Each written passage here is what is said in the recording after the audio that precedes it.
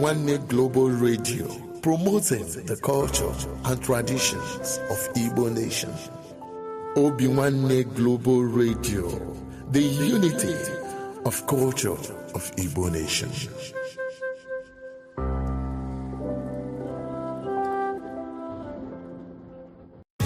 With over 87 million people living in extreme poverty in Nigeria, corruption and poor governance only worsen the situation. That's why Caregivers International Corporation, an American-based organization, is committed to making a difference. We prioritize helping the poor and vulnerable in the 5 Igbo states: Abia, Anambra, Enugu, Ebonyi, and Imo, providing aid to those in need, empowering youth through development programs, and promoting accountability in governance. We believe that those in power must be held responsible for their actions. That's why we'll take any governor to the highest court of law if they abuse their power or engage in corrupt practices even after they've left office. Join us in our mission to create positive change. Follow us on Facebook, X, formerly Twitter, YouTube, and Telegram at Caregivers International Corporation. Together, we can build a brighter future for the vulnerable populations. Signed, Chief Daniel Chika, Chairman, CEO, Caregivers International Corporation.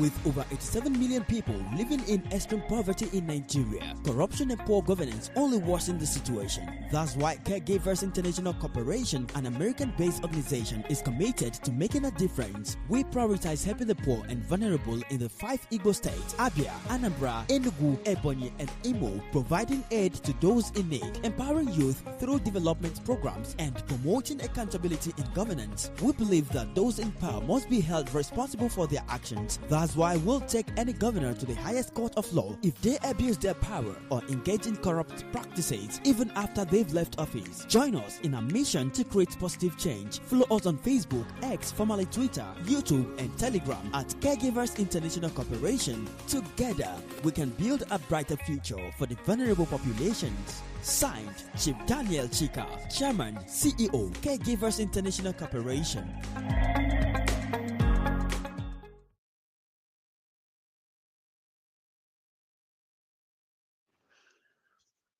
Ụmụ Chineke ndụ njem ọnụ, anyị abụọla n'chi. Tata bụ ụbọchị olie mmiri, ọrụ na-erote ndụ, ọrụ na-erote ife ọma. Wee na-ekene kekele ụwa n'ụbọchị nke tata. Chukwu mere ka anyị dị ndụ n'ala nke ndị dị ndụ. Chukwu mere ka anyị lalụ n'udo ma chete n'udo, na-enwere nsogbu ọbụla. Ana m ekene Chukwu maka na ya bụ odogwu akata ka eze a na-ekpechasịara ụwa, mama amacha amacha ka ọ bụ. Ana m ekene ya ka o si edu anyị, na-echekwa anyị, na-anọnyere anyị. Wee na-akpọkụ ya bụ Chukwu n'ụbọchị nke tata bụ olie mmiri. Wee na-akpọkụ nna mụrụ Igbo n'afọ mụrụ Igbo, ndị mbụ na ndị egede, ndị anyị ji ọbara ha wee dị ndụ, ndị mere na anyị dị ndụ n'ụbọchị nke taa. Wee na-akpọkụ mmụọ na-emerụ Igbo ife na Igbo na-emere ife. Wee na-akpọkụ chi anyị n'ofu n'ofu maka ọgbagbu onye na chi ya. Wee na-akpọkụzi olie mmiri maka na ya nwe ụbọchị taa, ọ ya nwa nọ n'ọgbọ. Ife niile ga-eme n'ụbọchị nke taa, ọ olie mmiri ka a ga-ajụ ajụjụ ya. Wee sị onye bili ibi ebili, onye anwụkwa na onye efu na ebe bele ugo bele ka anyị kwenye, anyị si nke si ibi ebe na ikuku ahịa. Nwa mmụọ emegbune nwa mmadụ ka nwa mmadụ ghara imegbukwane nwa mmụọ. Mmiri atakwana, azụ anwụkwana, maka na ndụ mmiri ndụ azụ, ndụ nwoke ndụ nwaanyị, ndụ olu ndụ Igbo. A sị m ụgbọgụrụ mịara ya mịara nwunye di anyị nke onye chiri ezere. Agọọ m ọfọ n'isi ndị Caregivers International. Ọfọ ndụ ka m na-agọ n'isi wee na-agọ n'isi nwaanyị. Ọfọ arụ ike, ọfọ isi agadi, ọfọ awele, ọfọ agam n'iru, ọfọ mmepe ụzọ, ọfọ ife apịa na ife enwe. Afịa na-anọ ụbọchị na-anọ ndụ anyị ga-adị, afịa na-anọ izu na-anọ ọ ga-adịla anyị na mma. Caregivers gbuo n'aka nri, anyị ga-ebute mma. Caregivers gbuo n'aka ekpe, anyị ga-ebute mma. Anyị jebe ejebe, anyị ga-ejelu mgbe anyị ga-ana na mma ga-eso anyị. Uju ama mme anyị ife, ọ na-ama mme anyị ife, a na-ama nlegbu anyị n'ọkụ, a na-ama njugbukwa anyị n'oyi.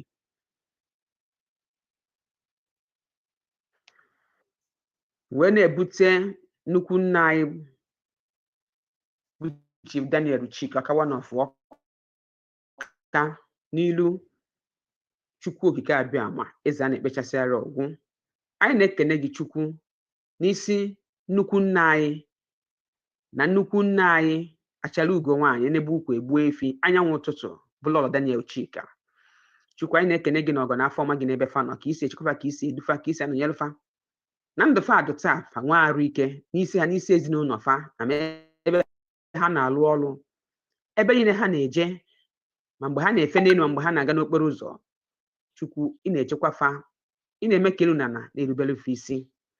Anyị na-ekene gị n'isi fa n'ebe ọ dị ukwuu, na-ekene gị maka nnukwu ọrụ a iji fa alụ na Caregivers International na ala Igbo niile.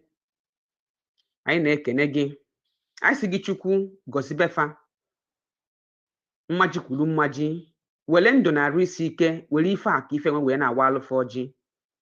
Mechie anya ndị iro n'ebe fa nọ, fa ndị iro ya afụnata fa, ndị ajọ mmadụ na ndị ajọ mmadụ ajọ mma ya afụnata fa. Ụtọ ọbụla si na n'ezi abịa ama mfụnata fa, ama nnụta fa alụ. Ụta nke si n'ụlọ were abịa ama nnụtakwa fa alụ. Mgbe afọ ogige ndụ kpuchi maka ọkọchị ekpuchi ụmụ fa, mana ebe fa na-alụ ọrụ fa ga na-aga n'elu n'elu. Ebe ha si eweta mmaji kwuru mmaji, fa na-ewepụ ọza na-anọchi. A sị m na ọ ga-abalụ fa, ọ ga-adịrị fa na mma, ọ ga-agaziri fa. Wee na-ebutekwa ndị niile na-eme na Caregivers na-aga n'iru, ndị na-enye onyinye dị iche iche. Anyị na-ekene fa n'ebe ọ dị ukwuu. Anyị sikachu gọzibe fa, gọzibe gọvanọ, gọzibe mayors niile, gọzibe ha speakers niile, ndị niile na-eweta onyinye dị iche iche, ndị na-eme na Caregivers na-aga n'iru, ma ndị na-eweta ndụmọdụ, ma ndị na-eweta okwu ọnụ, ma ndị na-eweta ntụziaka dị iche iche na ụdị ọbụla. Anyị sị ka Chukwu gọzibe fa, chekwaba fa, dube fa, nọnyelụ fa ebe ha si eweta mmaji kwuru mmaji. Wee na-ebute ndị Caregivers niile, ụmụnne anyị niile ka anyị were eme na Caregivers na ananụ Caregivers na anafa Caregivers taa n'ala Igbo niile ebe niile ụwa niile. Chukwu gọzie nwaanyị ụzọ ọbụla onye si agba mbọ n'ọgbakọ a, gọzie nwaanyị. A sị na ọ ga-adịrị anyị na mma, chekwaba anyị, dube anyị, ma ndị na-eje nleta ebe dị iche iche, na-agba n'okporo ụzọ, na-aga obodo dị iche iche, n'agbanyeghị ife a na n'oge dị ka oge a, mana ha na-egacha nata ndị nwere nsogbu ọbụla wetara ya ezi ọma. Chukwu anyị na-ekene gị ka isi echekwa fa, ka isi edufa. Ife ọjọọ na-eme n'iru, na-edofe n'azụ. Ọ na-eme n'azụ, na-eme ka fa nọnye n'iru. Ọ na-eme n'iru, na-eme n'azụ, na-eme ka fa nọnye n'etiti. Onwere ọbara ndị Caregivers ga-akwafu n'ụzọ. Anyị agara anụ akụkọ ọjọọ n'isi ndị Caregivers, ma n'isi nwoke, ma n'isi nwaanyị, ma n'isi ụmụ anyị, ma n'isi ezinụlọ anyị, ma ife mmetụ aka anyị ga na-abụla anyị ngozi. Sị gị Chukwu ka ị gọzie nwoke, gọzie nwaanyị. Mgbe ebute tata bụ orie mmiri, wee sị na orie onye nwe mmụọ nwe mmiri. Anyị wasị m orie ịmala ngọzi na ibibịa n'ụbọchị nke taa, mee ka olu anyị aka, nye anyị niile n'aka n'aka. Enyekwere mmadụ ka onye luwe anyị, nye onye ọbụla ngọzi n'aka n'aka n'ụbọchị nke taa. Loteela anyị ife anyị ga-eri, lopụ nke ga-eri anyị. Tata bi anyị banyere izuụka ọfọ nna gọ bụ na izuụka a ga-amara anyị mma. Izuụka a ga-abụ izu ọma wee nye anyị. Ụbọchị taa ga-amara anyị mma, ọnwa a ga-amara anyị mma, arọ a ga-abụrụ anyị arọ ọma.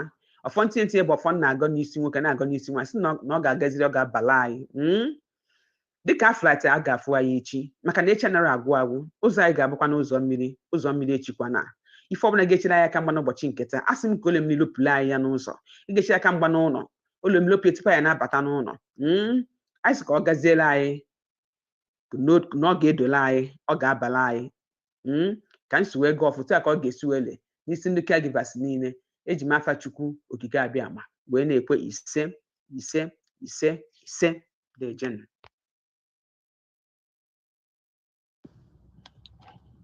Good day, everybody.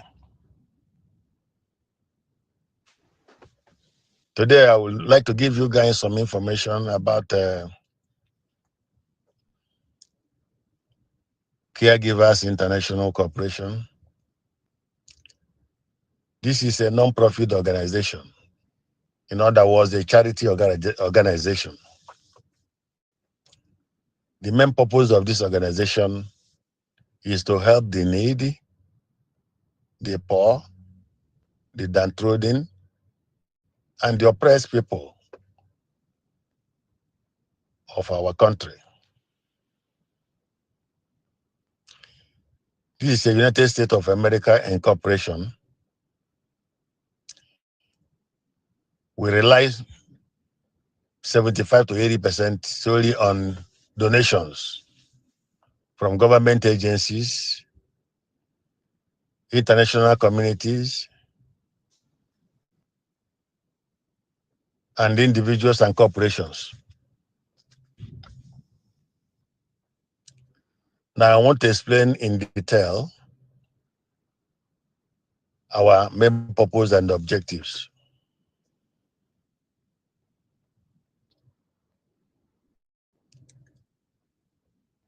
In the 5 states of Eastern Nigeria, Abia, Enugu, Imo, Ebonyi, and Anambra are the 5 states that we have to concentrate on for now. And as we progress, we add other states, more states. This particular platform is specifically for state representatives. That means the state coordinators who will coordinate their local governments. After we are done with this, for the representatives, now all the representatives will now progress to recruiting in their respective local government areas.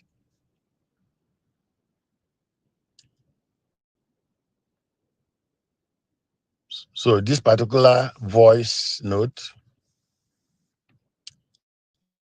is to explain in detail about our aims and objectives.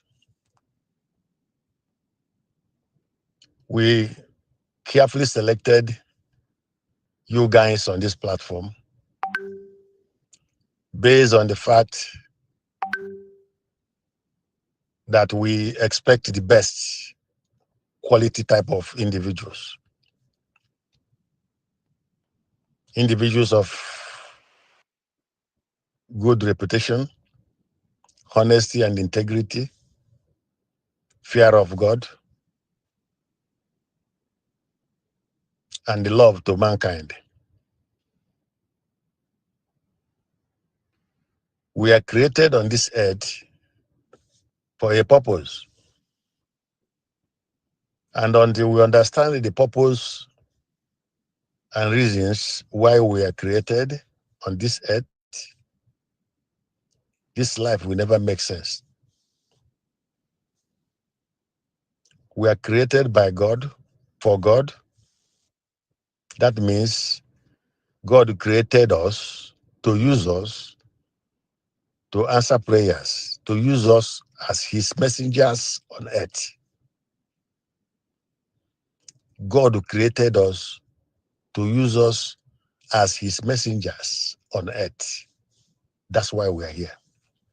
We're not here to buy cars, build houses, and have children, and then enjoy ourselves and die and go. No. Our main purpose of being on earth here is to be messengers of God, directly or indirectly, touching lives.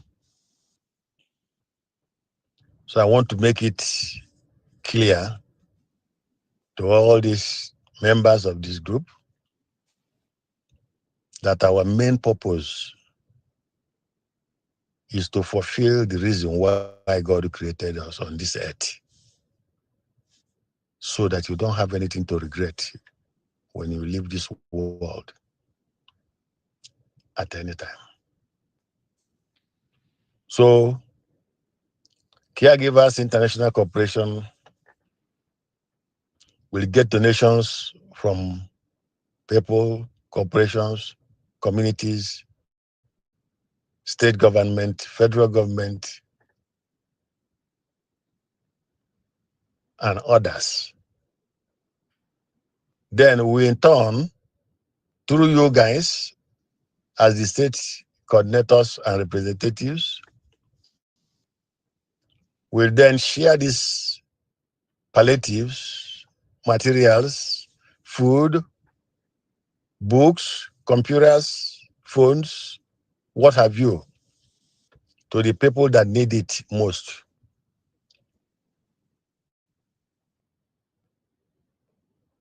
In as much as you are doing that, we will also give you your own share. But we want you to make sure that you don't go above or beyond that your own share in the sharing of the ones for the people that need this most.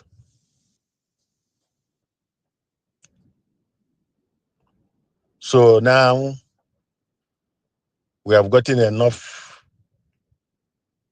state representatives that we want. We are no longer recruiting any state representatives on this platform. After this, my voice note today, I will then go on Caregivers International TV channel to address all the members.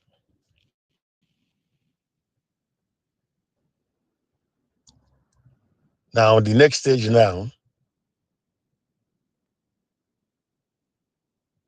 is for all the representatives of the state to start to pencil down the names, phone numbers of your respective local government coordinators. For example, Anambra State has 21 local government areas. Each local government will produce or give us or be represented by one male and one female. That means the 21 local governments in Anambra State will produce 42 local government coordinators. And then once we get these numbers from the 5 states, then we will create the local government Caregivers International Corporation platform.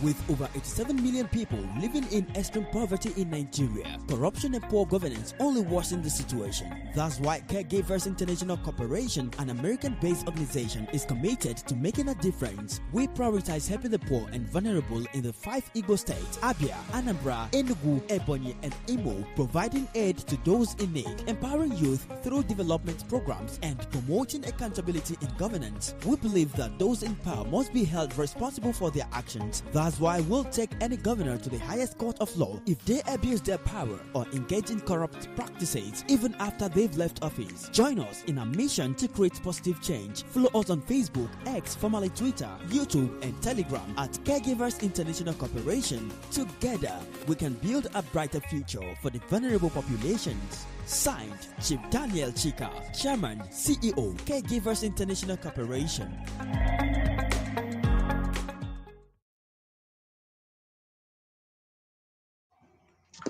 Never fail me yet, never fail me yet. Jesus' love never fail me yet. That is one thing I know. Wherever I go, This Jesus love never failed me yet. Never failed me yet. Never failed me yet. Jesus love never failed me yet. That is one thing I know. Wherever I go, with Jesus love never failed me yet. Never failed me yet. Never failed me yet. Jesus love never failed me yet. That is one thing I know. Wherever I go, this Jesus love never failed me yet. No one ever cares for me like Jesus. There's no other friend so kind. I see no one else could take my sins and darkness from me. How much he cares for me. No one ever cares for me like Jesus. There is no other friend so kind. I see no one else could take my sins and darkness from me. How much he cares for me. Amen. Aina jagima nihina imarama ihonanya gina obioma gi ojuru manya ewo iwe gi mbanwe odigo nye dika gi ebo alpha na omega kanyi nile Najagima. Heavenly Father, the Ancient of Days, we celebrate you. We celebrate you, God, the King of Kings, the Lord of Lords, the beginning and the end, of God, the Alpha and Omega, the monarch of the universe, the owner of the whole world. Who is like unto you? Who shall be compared unto you, God? Lord God, you created all things for your pleasure that we are all created. We give you praise, Lord. We worship you. We exalt you. We magnify, we adore you, Lord. You are the uncreated creator. Be thou exalted and be thou glorified in Jesus' name. Lord, I want to thank you because your word is forever settled in heaven. Lord, because you said, oh God, in the book of Joshua, chapter 1, verse 5, you said to Joshua, no man shall be able to stand before you all the days of your life. As I was with Moses, so I will be with you.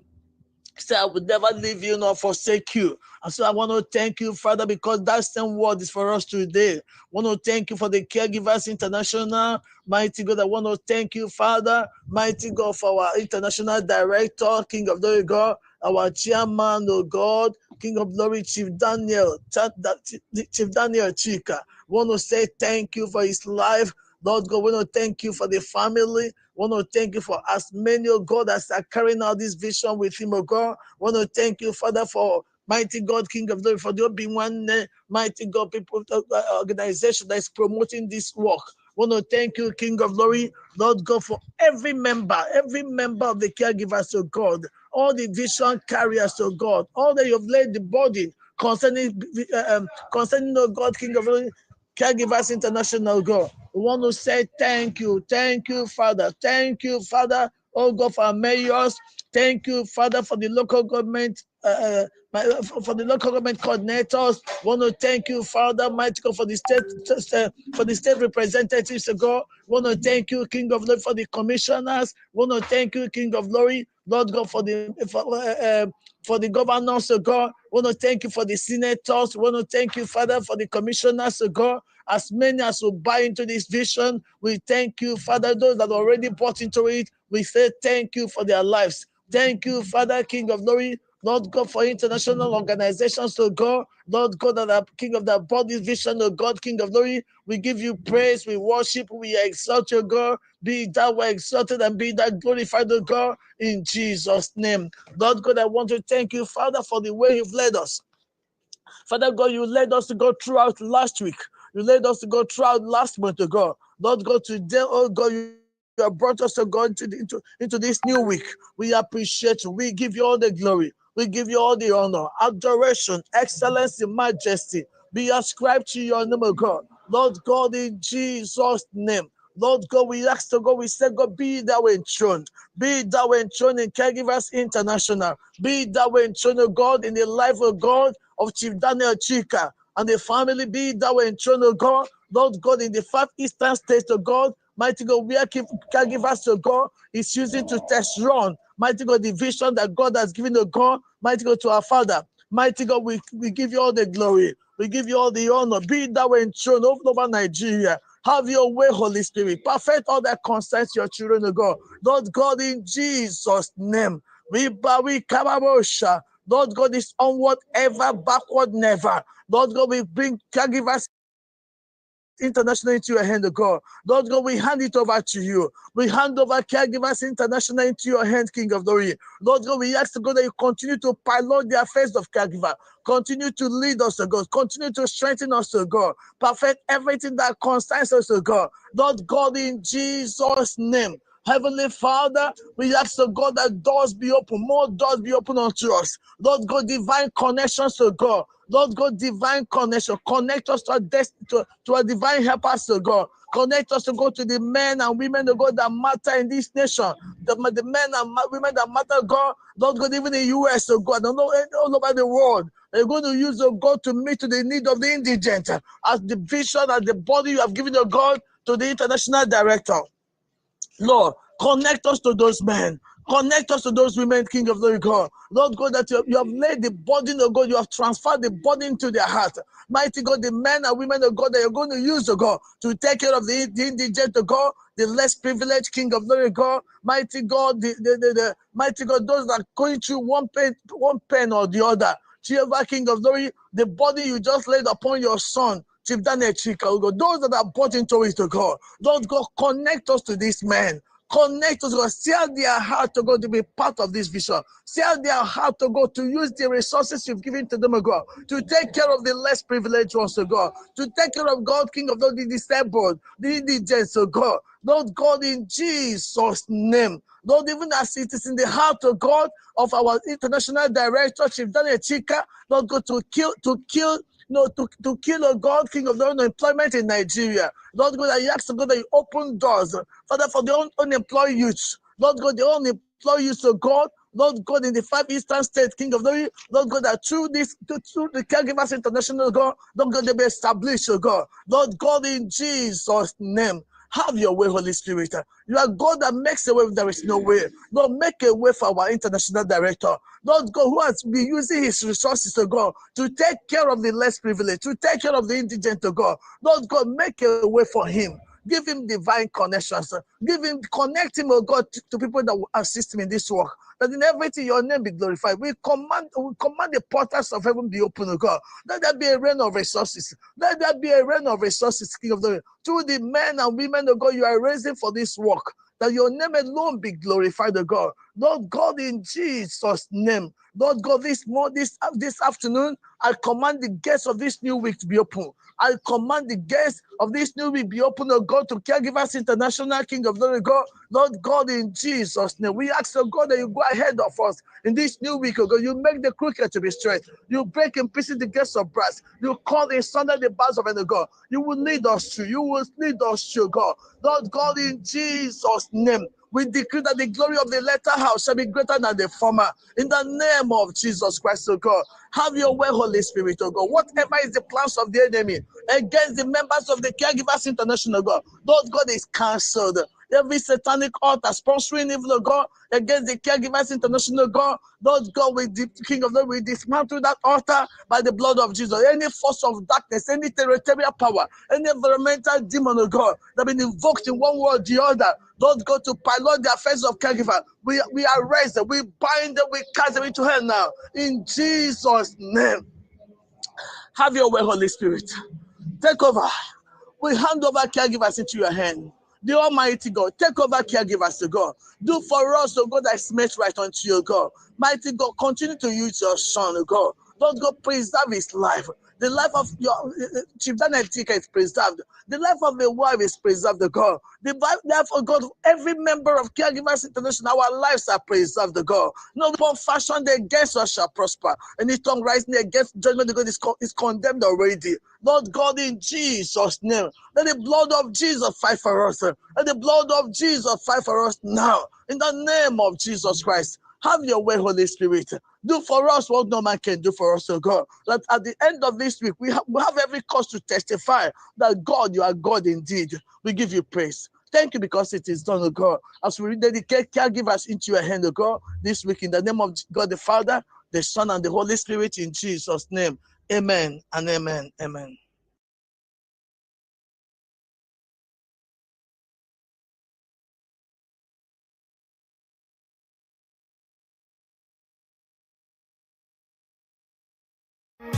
With over 87 million people living in extreme poverty in Nigeria, corruption and poor governance only worsen the situation. That's why Caregivers International Corporation, an American-based organization, is committed to making a difference. We prioritize helping the poor and vulnerable in the 5 Igbo states: Abia, Anambra, Enugu, Ebonyi, and Imo, providing aid to those in need, empowering youth through development programs, and promoting accountability in governance. We believe that those in power must be held responsible for their actions. That's why we'll take any governor to the highest court of law if they abuse their power or engage in corrupt practices, even after they've left office. Join us in our mission to create positive change. Follow us on Facebook, X, formerly Twitter, YouTube, and Telegram at Caregivers International Corporation. Together, we can build a brighter future for the vulnerable populations. Signed, Chief Daniel Chika, Chairman, CEO, Caregivers International Corporation.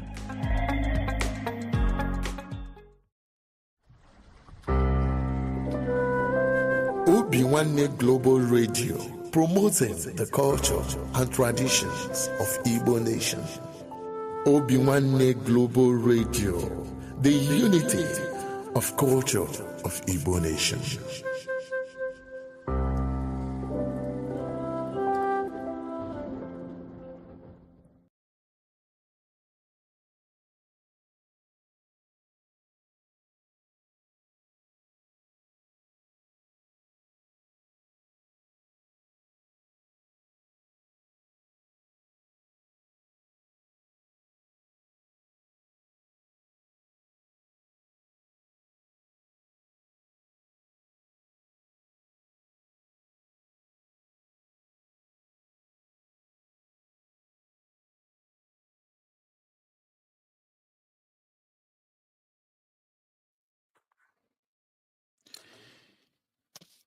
Ndị Igbo ndị ọma na-ege m ntị, ekene m onye ukwu kenekwanye nta wee na-asị nke onye chiri ya zere ya mara anyị niile ma n'ụbọchị tata bụ ụbọchị Orie Mmiri. Anyị abịabugo ọzọ, mana anyị bịakwara iwetara unu ka o si akpọtụ na Caregivers International Corporation Organization, ndị nke mepere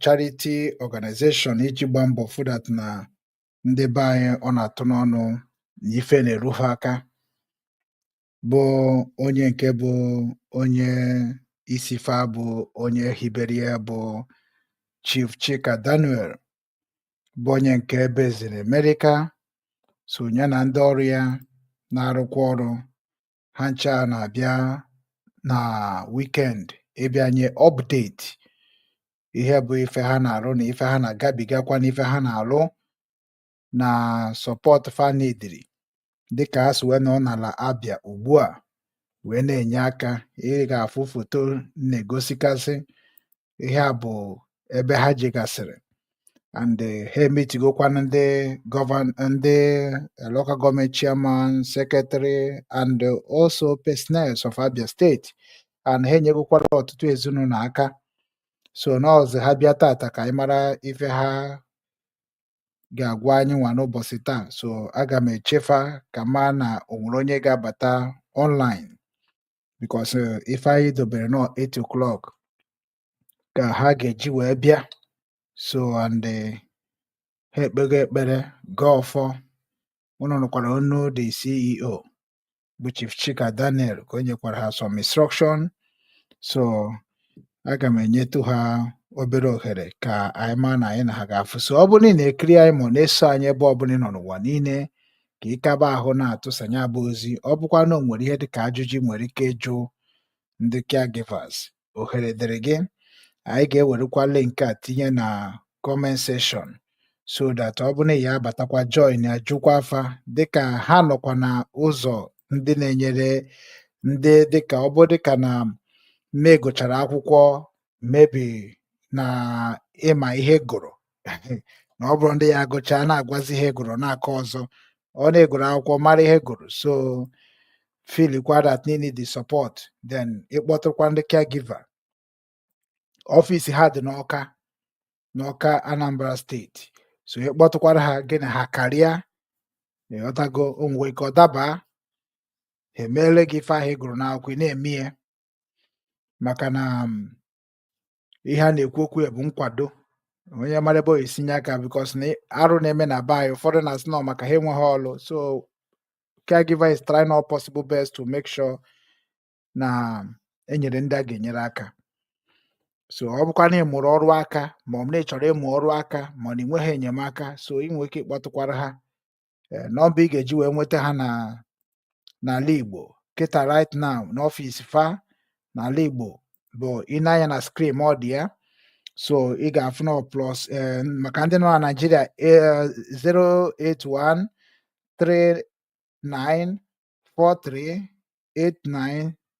08139438980 ọ ya ka eji nweta ha and streeti ha nọ adreesị ha bụ 391 Zik Avenue, I think so, Ọka, Anambra State. So ịkpọ ọfa ị ga-enweta enyemaka from them. Ọ bụ na ihe ọ dabara gị na ha ga-agwakwa gị.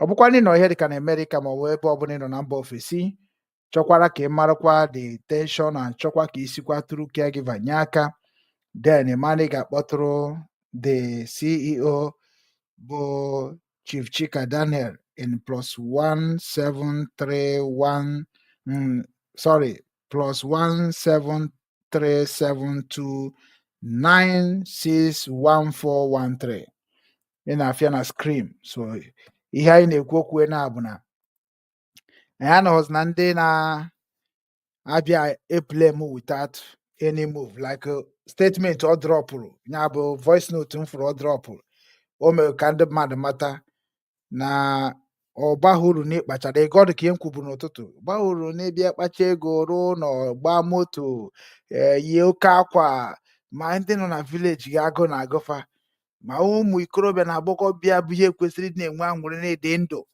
maka na onwere ihe dị n'ụwa a karịa human investment even ma ndị nna anyị na-eme human investment is the best o kwefụrụ iweta nye nwanne gị orie that smile nwanne gị na-enwe na ọ bụ na inye ya ife onye of the life onye of the joy onye may they train us in a Christianity way which is in Christianity way according to what I experience ka ndị niile gị na ha nọ na-enwe aṅụrị ha na-enwe aṅụrị mana ị na-enwe aṅụrị nyetago mana onye gị na ya na-ada enwe aṅụrị mgbe ọbụla na-agbara iru ifudat na o nwere ife ọ na-ediri ị na-egbakwa ya nkịtị ịmakwa na ị ga-eme nwuri ya dati na ọ na-ediri ka ọ dịkwa obi aṅụrị ịgba ya nkịtị ọ na-ewe iwe ahụ ọ na-ewe agaghị ekwekwarị gị dị comfortable so na onye aka o ji dị oke mkpa that na onye ọbụla bụ onye Igbo ga-ama na anyị nwa abụgodu Christian life ka anyị nwere before ndị Christian abịa anyị bụ ndị na-enyere onwe anyị aka nyanwa kwukwara ya ekwu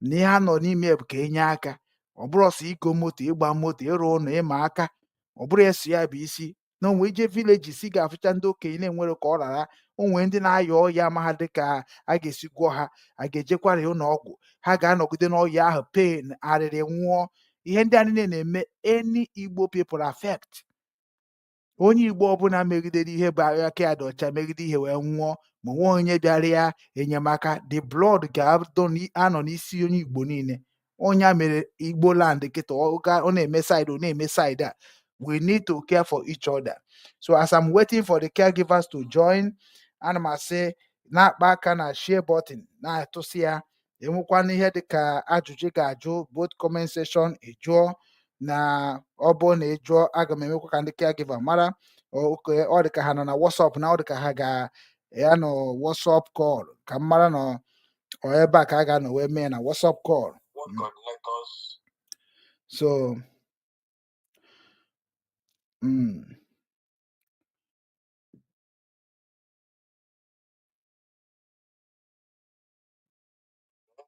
It's not only that we are giving palliatives to people that are in need or creating an employment. Okay. All the can know 1 minute. So amaromu all the can know some gathering, I don't know, but let me, I don't know, because I'm on the WhatsApp here na kahano meeting on their own. But can cherry go to Chief Chikadanel, can there if Kaina Gakwaniru? Can put a one.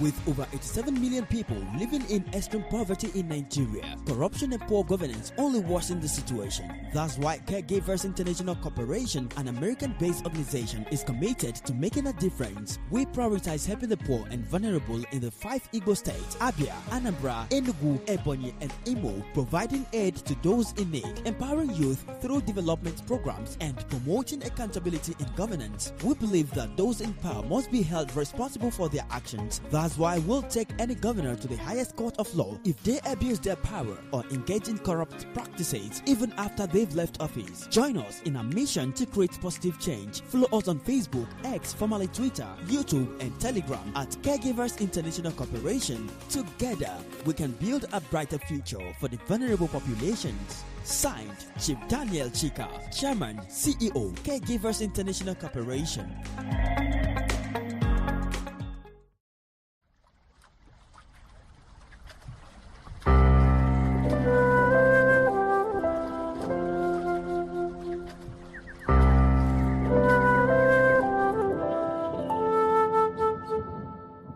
Obinwannem Igbo Global Cultural Movement Foundation. Our mission: to restore the honor and dignity of Igbo nation and its citizens. To restore the pride of Ndi Igbo through the re-establishment of our self-esteem in the true spirit of love and support for one another. To ensure that our past trials and tribulations are turned into a glorious future. To rebuild the strength of Ndi Igbo through her bond of unity.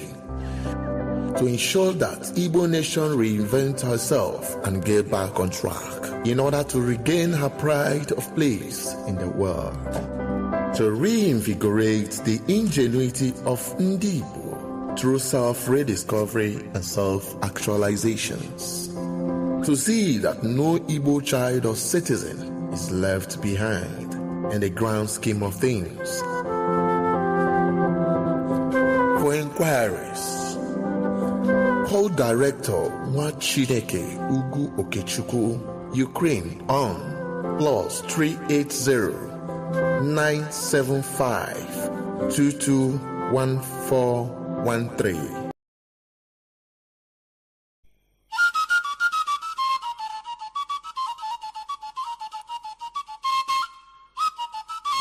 Obinwannem Igbo Global Cultural Movement Foundation. Obinwannem Igbo Global Cultural Movement Foundation. Ebumnobi anyị iweghachite ugwu na nsọpụrụ ahụ eji mara ndị Igbo n'ala Igbo. Ime ka ihe ndị ahụ eji mara ndị Igbo chapụta dịka ugo site n'inwe mmụọ nkwado na ịhụkọrịta onwe anyị n'anya. Ịhụ na ahụhụ na mkpagbu dum anyị gabigara na mgbe gara aga bụzi nke echefuru echefu maka otito na ọdịmma nke ọdịnihu ndị Igbo. Ịkwalite ọdịmma ndị Igbo site n'igosi ịdịkọ n'otu na agamnihu. Ịhụ na ndị Igbo jikọtara onwe ha dịka ukwu asịsa were ofu obi na-arụkọ ọrụ iji hụ na njirimara na omenala ndị Igbo na-achawapụta ka ihe na mba ụwa. Ịkpọlitekwa mmụọ ndị Igbo ka obi sie ha ike ma na-anụ ha ọkụ n'inwetazu ebumnobi ha dị mma maka ọdịmma ndị Igbo n'ala Igbo.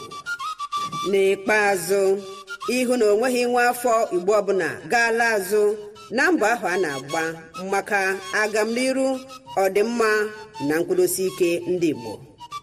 Maka ajụjụ na ihe ndị ọzọ ị chọrọ ịmata gbasara ebumnobi anyị, kpọọ Director Nwachineke Okechukwu Ugwu na mba Ugwu.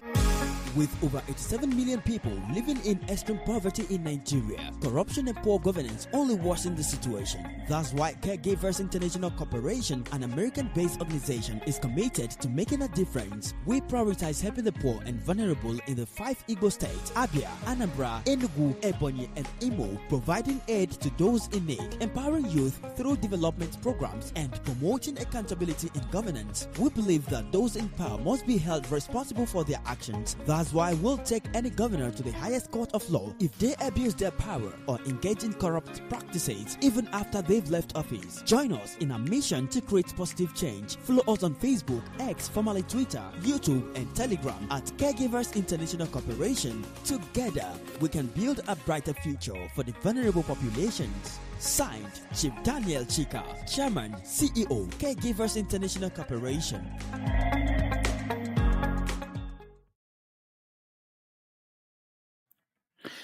Ndị Igbo ndị ọma na-ege m ntị, ekenekwa m onye ukwu, kenekwa onye nta wee na-asị nke onye chiri ya zere. Ịma the time anyị na ndị Nigeria, mmadụ m na time na-echenji go. Eche m na time anyị na ndị be anyị ka bụ ofu ihe, mana amaghị m na time echenji go. I think so. If I'm not mistaken, I was thinking that na all the time ka nọ n'ime, but emere m obere mistake, abịara m n'oge. So ọ dịkwa okay like that, so that ife niile ga-adị okay. So ndị ọma na-ege anyị ntị, dịka anyị si ekwu, anyị na ndị Caregiver International Corporation nọ na ọgbọ. So oge na-adịrị anya jego m ha na-emechara obere executive meeting, ha ga-join very very soon. Ha join izie, ha gwa anyị, nye anyị update ka ha si wee kpagharịa na Abia steeti, and nyekwa ya update ka ha si eme operate, and say nyekwa ya update ka ife si aga n'ala be anyị, because o nwere some videos ebe ha jigasịrị nyegasị ndị mmadụ aka, which is IG. So and that videos bụ ife na-egosi ihe na-eme na be nna m na Gnabo. Ọ nọ ka mgbe m bịara program before, m nọrọ almost 5 hours, I think so. Ndị be anyị amarọ that na ife anyị na-ekwu ka o nwere ka esi wee kwuo today na Buhari nwụrụ anwụ, mana ihe ndị a niile bụ ihe anyị machara n'ụbọchị gara aga, na ọ bụgodu na ọ bụrụ eziokwu, ekwesị ime ya ka ọ bụrụ ihe dị na public, ka ọ bụrụkwa na ihe ndị mmadụ mana ha zoro ya ezo. Why ha jizie? Because o nwere ọtụtụ ndị ji ewe na-eme ihe ọjọọ na Nigeria. Yotago. So kịta na-awọ ike agwụgwọ ha eme public. The same thing na ka na-agwa ndị be anyị. Ndị be anyị ekwesịgo ka ihe dị na Nigeria hapụ na-agbasa anyị, ka anyị na-ejezi na be anyị na-edozi be anyị. Anyị emerigo Nigeria, anyị emerigo bad government, na ihe anyị chọziri ịnazi na be anyị kịta. Anyị na be anyị, anyị ejiri aka anyị treatie fuck up ndị gọọmenti ndị be anyị, because ọ bụghị na-enyere Enugu steeti gọọmenti aka ka ọ gaa n'iru, ọ bụrụ na-enyere Nigeria aka, ọ bụrụ ọzọdrozi otu aha egbugharịa n'ọwa. So ịmara ị ga-eme ka inyere ndị nọ n'obodo anyị aka, nyebere ha aka. Ịmara ị ga-eme ka advice ya ndị ọchịchị nọ na be anyị, advise them. This is the time. Maka na onwe ihe eji ọgụ na mgbe eme, maka na ife niile ahụ efuru anyị niile na-eti mkpu ya, Chukwu azaga anyị oku. Ije na village na ndị ọ na-atụ nọ na-erika, onye na-agbaka Okechukwu ụgwọ isi. Sometimes even maybe m na-aba mba na social media na-aba mba, dịka onwere onye m na-esere m na enwekwa onye na-esere m na ya. Na the main important thing bụ na ndị nọ n'ala Igbo bie mere ọdụ worse, because na kịta ndị nọ n'ala Igbo aghọtago na ha na-eme ihe ha na-eme na-agba nkịtị. Nwanne ifu that na onye ọbụla oge ruo onye ọbụla alụ, ije village niile ọsọ na-agba, ije village niile onye ọbụla na-atụzi ụjọ nwanne ha. Oge so and caregiver now, the way ha si arụ ọrụ dị m mma. Onye mee nji nabatakwa ha na platform Obinwannem ka ha bịa na-ekwuru ọnụ ha. Why? Because na ije na Abia steeti ha bidogorie, ha emego ọdụ na all the state, but na ebe ha bidoro ọrụ kịta bụ na Abia steeti. And Abia steeti ha na-arụ ọrụ, at least ọ bụgoro na ọ bụ ji, ofu mba ji na pure water ka egonyere onye eribeghị, onye afọdụ ka o si eri. Ọ dị oke. Onye amede ije na Abia steeti tata, there are a lot of people na-ata afọ na Abia steeti. a lot of people nọ na problem na Abia steeti mana ya jụọ gị na ya ikwuo na Abia steeti na gọọmenti na-arụ ọrụ ọfụma sọsọ gịnị ka ọ na-arụ building ọ na-awu korota ka anyị nwee the mentality of human resources. Ọ bụrụ mgbe some people bịa just I don't know why our people kind think like old fashions. Yes, Abia cheke gọvanọ Enugu, gọvanọ Anambra, gọvanọ Imo enwere ike asị na ya the best. Ebe a ka unu ga-egwuri ya mụazị oke. Mana ọ bụ na ọ bụ ka eme ka gọvanọ kwesịrị ime, western gọvanọ kwesịrị ime. Na nwanne ndị a nọ backward. Onye mere nji wee like caregiver bịakwu na ha ga-abịa na-agwafe ife niile ahụ. Ifuge ha meeting ndị ha meeting one secretary and the local government chairman. Yotago nke a mgbe ha je meet local government chairman, I think so, explain them their executive, gwafa lekwe n'onwe ndị nọ na village na-ata afụfụ ihe anaghị eru dịka ndị dị otu a kịta na ọ na village ka a na-eji afụcha na-egonu mama anyị ma onweghị onye na-enyere ya aka ọ dịka ọmụghị ọnwa ihe ndị a niile bụchi ihe na-eme anyị. Ụfọdụ bụ ndị mụrụ nwa ha nwụnahị ha ihuge ada afụzi ndị na-enyere ha aka ịhụrụ ya.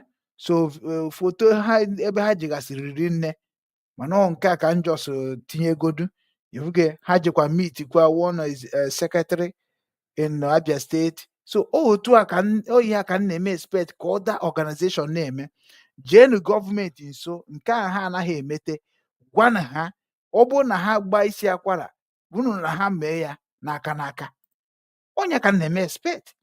Ọ bụghị every time anyị nọ na social media na-atụ oche ọ na-ada na gbamgbam mmadụ na-eme so noise ọ gaghị enyere anyị aka. So onye mere nji ada agwa ndị be anyị nọ n'ala Igbo na ọ bụrụ unu ga-etete n'ụla wee kunie wee so na-enye aka ka gọọmenti na-arụ ọrụ ihe ịnwa ga na-arụrụ unu bụ ịdị na-agwa unu na-alụtara nke a ma alụtara ya maka na anyị ejiga anya efu ihe ọma na-ezozi ka mmiri na ndụ anyị. Yotago so onye mere sometimes anyị na-ekwu okwu anyị na-ekwu ebezon ka anyị si afụcha ihe ọma n'obodo anyị nọ n'ime ya ọkwa na etu a ka anyị si ekwu. So enye m governorship now to God give me like 6 months nwere ihe na-eme to God ebe ahụ dịka London. Kedu kwe ihe dị n'ime ndị ime ahịa ga na-atụ tax ndị transportation ga na-akwụ ụgwọ tax ndị allocation a ga na-ebute go allocation of oil well all those code ihe niile aha ndị be anyị nwegasịrị resources ahụ na-eweta then ebute ude ego ahụ gịnị ka ejigasị eme oke nke bụ ọ bụrụ na obodo enweghị ego obodo jee partner with obodo ọzọ abịa bute ihe ahụ ha eji mee ego eweme ihe ahụ obodo na-akwụsị ụgwọ taasị ahụ small ọ bụrụ na ị na-akwụ taasị gị 10 naira because na-eji ebite ego wee rụọrọ obodo ọrụ then ị ga na-akwụsị ụgwọ taasị 20 naira. So obodo na-eji aka ha arụbefa mana gọọmenti ọbụla arịgoro ebe ahụ na-eme ka okpo unu nwa bụ ndị be anyị bụkwa mara ọmụ ọ na-arụ ọfụma because o nwere ihe fugoro ndị fugokwara n'afọ eme ka ha naghị ekwu okwu. Yotago the same Abia steeti a na-ekwu okwu kịta na ndị eji na-ekpokọta ndị na-enweghị ka ọha ha na Abia steeti bụ ebe ọchụ ụzọ ka na oyicha suit ọ dị ka ọ dazogbu ahụhụ ifuge a na-agba mgba wit okezi ikpeazụ ife ebe a na-ekwu okwu ị na-ajụ ndị enwekwara Obinwannem atọọlụ ịkọba ha ọnụ ọbụla na-aka ọnụ ịbabara ha mba ọbụla anyị na-akwanye ugwu mana ihe ndị a niile ka anyị na-ekwusị ka anyị maa na ihe anyị ga-eme ka ọ kwụsị. Caregiver ji ezigbote mission and the mission ha ji mara mma.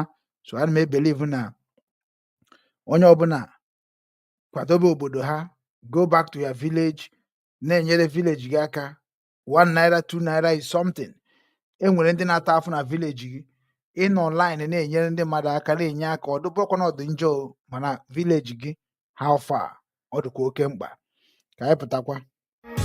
With over 87 million people living in extreme poverty in Nigeria, corruption and poor governance only worsen the situation. That's why Caregivers International Corporation, an American-based organization, is committed to making a difference. We prioritize helping the poor and vulnerable in the 5 Igbo states: Abia, Anambra, Enugu, Ebonyi, and Imo, providing aid to those in need, empowering youth through development programs, and promoting accountability in governance. We believe that those in power must be held responsible for their actions. That's why we'll take any governor to the highest court of law if they abuse their power or engage in corrupt practices even after they've left office. Join us in our mission to create positive change. Follow us on Facebook, X, formerly Twitter, YouTube, and Telegram at Caregivers International Corporation. Together, we can build a brighter future for the vulnerable populations. Signed, Chief Daniel Chika, Chairman, CEO, Caregivers International Corporation. With over 87 million people living in extreme poverty in Nigeria, corruption and poor governance only worsen the situation.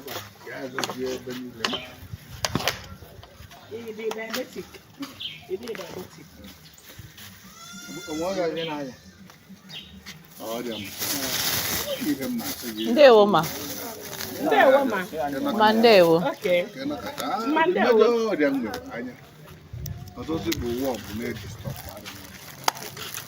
What's happening?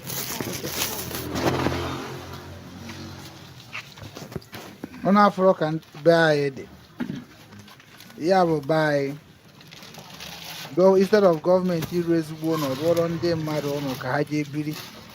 And only make some populate your car in social media. Sometimes I don't know why our people don't want to do something like Obinwannem because Obinwannem ka yeni na chipata. No? I want the caregivers. Caregivers ndị na-enyere ndị mmadụ aka. Ndị a na-enyere ndị mmadụ aka. Ofu onye nwa Igbo nọ na America. Yes, ndị na-ata ahụ. Na anyị ga na-eleba anya n'ala Igbo. Ndị ihe ndị na-ahụ adịghị. Ụmụaka ndị pụtachara school na-enweghị ọrụ. Ka anyị na-enye aka. Ka ihe na-emelatatụ. Yes, anyị zụrụ nri a. Bịa nye gị. Because gọ mmadụ onye Arọchukwu unu. Anyị nọ n'ala Igbo niile. Nọ na ebe dum. So yes, anyị wepụta na Arọchukwu ndị mmadụ. Anyị ka ga-abịa mee na ndị mmadụ ndị ọtụtụ. Maka otu anyị na-abata Arọchukwu, yes, anyị chọọ onye mmadụ abụọ anyị ga-azụ ihe na Arọchukwu local government. So which is now ego na-ebu ife akịta na ahụ dị n'ihe akịta ego na mba ji na-abụ ma garị ma ọ bụ rice akechi ego na-ede ife a imagine onye akịta efugo na nwere problem n'ọkpa o nwere n'ọkpa na akịta na ahụ ọmanji nwe rụ ọrụ ọmanji nwe eme anything gọọmenti ọ bụ na gọọmenti na-arụ ọrụ then ọ ga-eje report to human affairs you got to go so they will now begin to pay her and take her to hospital, government hospital. Then they treat here with the government money. You got to go. So they allowance. Okay, when they ring, ndo buda na at least no one ki mecha ki ya pay for small money we lachapiam. You got to go. So, but no, was him getting a government to no a mass government naro. This is Abia State we there. Abia State we there. Obu oti your mama don't know Abia State. Watch him. This is local government. This is villages. Sometimes I'm only na rural. So internet can rural. So internet ki funding na support and then rural. So internet ki support and so that is place in the by where it may be obodo. Onya na ro. Gini ka na ro mana agujuru n'obodo. Gini bụ government bịara unu na-achọ ya n'ike na-achọ ebe a ga-aba eme ya ka o so okwu onye kpacha ego nọrọ bi ọ gbasarazi ya ụfọdụ asị gị datọ ha ma mere ha ji wee na-enwe problem nsogbu dị o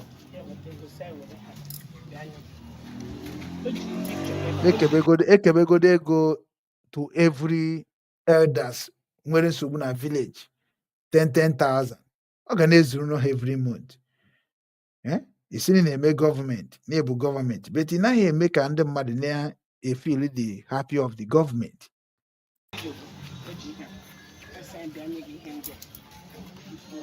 Anyị gị ya anyị ajụọkwanụ gị otu akụkụ dị anyị ekele gị weghachiri ya ozi mụnwa na onwe m onye ọhafịa mana ana m eme represent Arochukwu na Nigeria that's ebe ọbụla caregivers anyị na-aza Caregivers International Corporation n'ala Igbo niile ana m abanyecha ebe niile a na-eme ndị abịa organize ndị a onye anwụnwa afọ arụ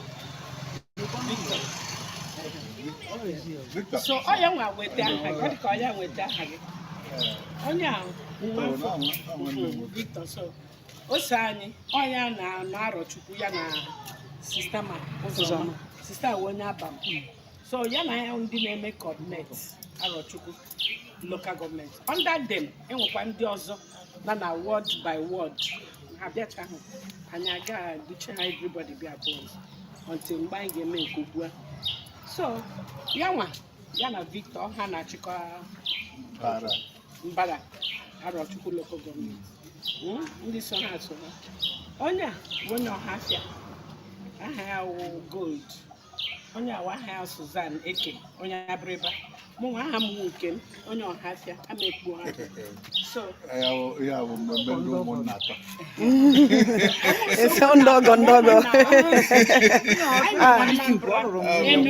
oh wa ndogo gị anyị nọ na Enugu Anambra Imo steeti Ebonyi steeti Abia steeti ise awala Igbo ebe anyị gara anyị lebatụrụ ndị mmadụ anya lecha ma ji asị anyị ga-anye gị ka irituwe na-elekwa enyekwa gị enye gị ekpere na ekpere ya nwa na-esokwa gị ka ahụ gbasie gị ike ka ị mara ihe ka ga-adị ihe ọma ka nọ n'ihu na-abịa ịnụla so ekwela ka ekwensu tinye gị ụjọ na inwe ndị mmadụ onye na-enweghị ndị mmadụ nweta ndị caregivers nwe ndị mmadụ na-anụ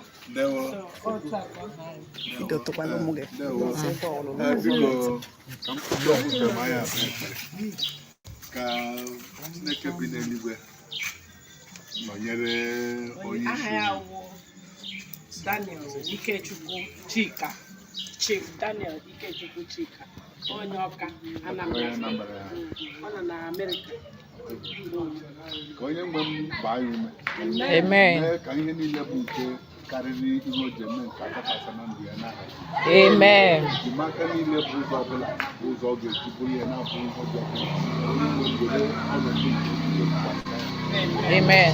n'ime ụlọ nkwado ndị ọrụ a na ihe kacha mkpa n'ụwa bụ gaa mee ihe a ọ bụghị isi gaa mee ihe a bishọpụ na ọ bụ ihe ahụ emekwere gịnị Amen.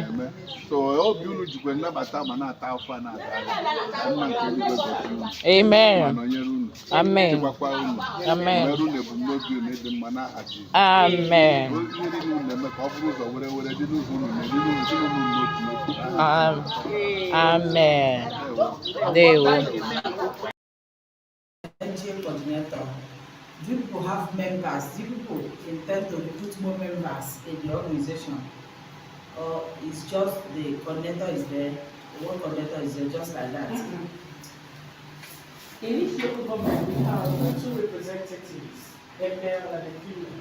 And in each one, we have 2 representatives, a male and a female.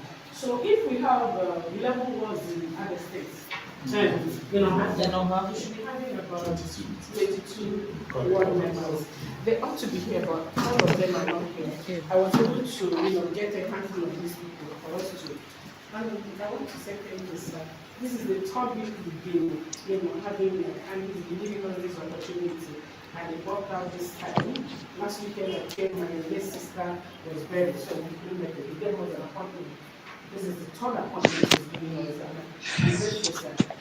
situation. That's why Caregivers International Corporation, an American-based organization, is committed to making a difference. We prioritize helping the poor and vulnerable in the 5 Igbo states: Abia, Anambra, Enugu, Ebonyi, and Imo, providing aid to those in need, empowering youth through development programs, and promoting accountability in governance. We believe that those in power must be held responsible for their actions. That's why we'll take any governor to the highest court of law if they abuse their power or engage in corrupt practices even after they've left office. Join us in our mission to create positive change. Follow us on Facebook, X, formerly Twitter, YouTube, and Telegram at Caregivers International Corporation. Together, we can build a brighter future for the vulnerable populations. Signed, Chief Daniel Chika, Chairman, CEO, Caregivers International Corporation.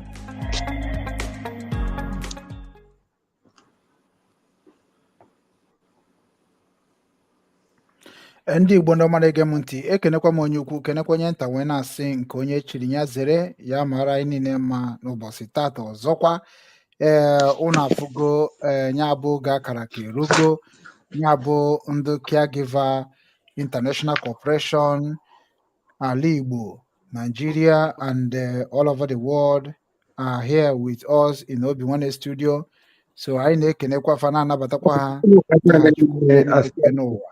So anyị na-asị ndị Caregiver International workers and the directors and the governors, anyị na-ekene unu wee na-asị ndewonu, welcome to Obinwannem Igbo TV and Obinwannem News. A na-ekene gị Chief Chika Daniel, onye isi Afro wee kwuo okpu, na-asị nnọọ, na-asị na anyị na-enye unu platform to do the needful otu o kwesịrị isi wee dị. Anyị na-ekene unu wee na-asị gaba n'iru. Chief Chika Daniel, were oche gwa ndị ụmụ Igbo na ndị ụwa niile onye bụ na ihe ndị Caregiver bịara ime n'Obinwannem platform. Obinwannem nke Nigeria. Asị gị na Obinwannem ndị Igbo. Anyị na-eche na ọrụ Nigeria ka isi wee pụta. Ịgbapụtara from Igbo, ịpụtara from Igbo, ma ịbụ Nigeria. Iji Nigeria passport wee nọrọ Germany. So n'ike abụghị Nigeria, ị surrender passport. Anyway, ikpegbugo. Ekere ngwuri nne because na asị na ike onye bụga ọ na-awachi. Iwe anyị na-eme bụ iwe ya adụla onye ọbụla mma, ịghọta. Anyị mezie obodo anyị bụ ala Igbo, ịghọta ba. So ekere ngwuri nne na iwe na-eme na program a. Ndụ ọma, ndụ ala Igbo, ndụ Igbo anyị, ana m ekene unu. Na-eme ka unu nwere na Caregivers anyị apụtago na n'ụdị pụrụ iche ka anyị mezie obodo anyị, ala Igbo anyị, 5 states anyị nwere ala Igbo. Anyị mezie obodo tata anụnwa anyị akọwala unu ibe part of ibe anyị ji maka ya wee fụta. Nke abụrụ sọsọ na a na-enye nri ma na a na-enye create employment opportunities, mana nke bụ na anyị na onwe anyị ejikwula aka anyị si ebe na ebe anyị all over the world. Onye ọbụla bụ onye Igbo, onwe ozi chọrọ nzu onye ụmụ nwanne gị ma ọmụma gị ma ọpa gị ma ọ bụ nwa ụmụ ịmụrụ amụrụ na Nigeria na Igbo, ịchọ nzigbo ozi na nwata vileji ọbụla onye anwụchi na steeti nke anyị ka na-akọbaba bụ Abia steeti. Ịgwara anyị vileji gị ma ọwọdụ o nwere ego anyị na-achaji gị, o nwere anyị na-achị gị nye anyị eji nwaanyị sị ndị ndụ otu anyị ejewe na-ewu jebu mama gị agadi nwaanyị mmadụ enwere ezi iwe ọ na-eri ma ọ bụ na o nwere iwe o nwere, onwekwela o ji ya communicate with you, ma ọ mara ka eji adal phone numbers, onwekwu fonu na-arụ ọrụ o ji na-ewu based on the type of control ya nọ na ya. Iwe chọọ ka eje nwale ka nwaanyị mmadụ mere, ịgwara anyị kpọtụla anyị na program a, anyị ese ndị ndị coordinators anyị gbajie na that ward ahụ, ya nweta onye ị na-ekwu, ya nweta onye ahụ ama ka isi n'anya dị ya, ama ka arụ dị ya. Ọdụgbo possible ndụ media anyị vidio kwuo onye ahụ vidio se tụkwa ya ewu ya. O nwezie ọ bụrụ na arụ adụrụ ya, anyị nwere ike nye aka gbagharịa nye ya ọgwụ ya eme ka atụghetie mgbe ahụ tupu iwe na ozi na-ezi ewe na-elute aka. Ọ bụkwa na onye ahụ na onwe nwere iwe ọ ga-ezigwe nwa ya nọ n'obodo oyibo ma ọ bụ ịkanikọ na African countries. Okwuo na na iwe ọ chọrọ nzi, ya chọrọ ka ezie nwe na arụ adọkwana ya ma ọ bụ na o nwere ike iwe chedo na agụ na-achọzi mgbue eziri anyị maka anyị achọ kọdinetọ anyị nọ na dat wọdụ jee gwa anyị iwe anyị pas ya dị meseji anyị achọta nwanne onye anwụ nwa gị anwụ ma ọ bụ ikwu na ibe gị anwụ nọ na obodo ọbụla mee ka ọ mara na nnekwu iwe na-eme n'ime ụlọ bie oke enwefuru ọtụtụ n'ime ndị otu anyị ndị be anyị ndị Igbo anyị all over the world nọkwa na ụfọdụ bụ ndị ewere ije tie na prison enwere bụ onye edebachi ya ezi nwa ozi mana anyị ma na onye ọbụla nọ na prison especially a civilized world will right to send out message ịghọtago ọba so o nwere ego ji wee tụọ ya bụ meseji mee ka anyị mara na ya nọkwa n'ike duole na nne ya makwa na nne ya mara ịghọtago ọba anyị nwere onwe anyị ga-ejiri ya bụ eweli meseji ya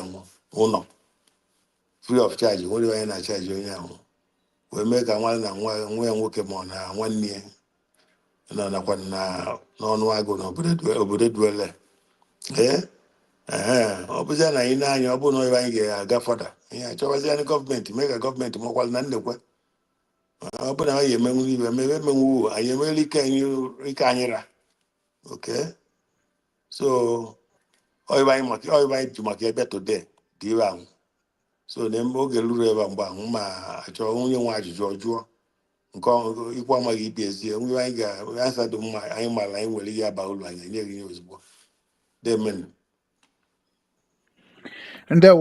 Ndewo Chief Chika Daniel daalụ deje ọrụ okwu gị dịka efifie ịma na asụ na mbido akwa na afịara ma na-abalị na-atọ na ihe na-eme ndị be anyị a na-ekwu ha na-ege mgbe ha na-eji eti ibe ọnụ ma mgbe ha ji ekwube okwu bụ mgbe ọ bụla na ha fụba ife gosi na nwoke na-ekwu okwu so daalụ okwu gị mara mma so anyị ga-ebido na ndị coordinators ka anyị mara ndị anyị na ha nọ na studio so ka ha bịa kọwaa onwe ha ka anyị wee mara ka anyị ga-esi jụọ ajụ ka anyị mara ife na-eme n'ala Igbo especially Abia steeti ebe unu nọ marakwana ndị nọ na saịdị unu si bịa ka anyị mara ihe anyị nwere ike ịjụ na studio ka ndị be anyị wee marakwa ife na-eme because unu ga na-ewetakwa update ife niile na-eme n'ala Igbo ka obodo si wee dị ka ndị mmadụ si efili ka ndị mmadụ si eche echiche ọ na-adị oke mkpa so that na ndị nọ n'ụwa niile bụ ụmụ Igbo nọ n'ụwa niile ga na-esi n'ọnụ unu wee na-enwetakwa a direct information ka ife si akpọtụ ka gọọmenti si arụ ọrụ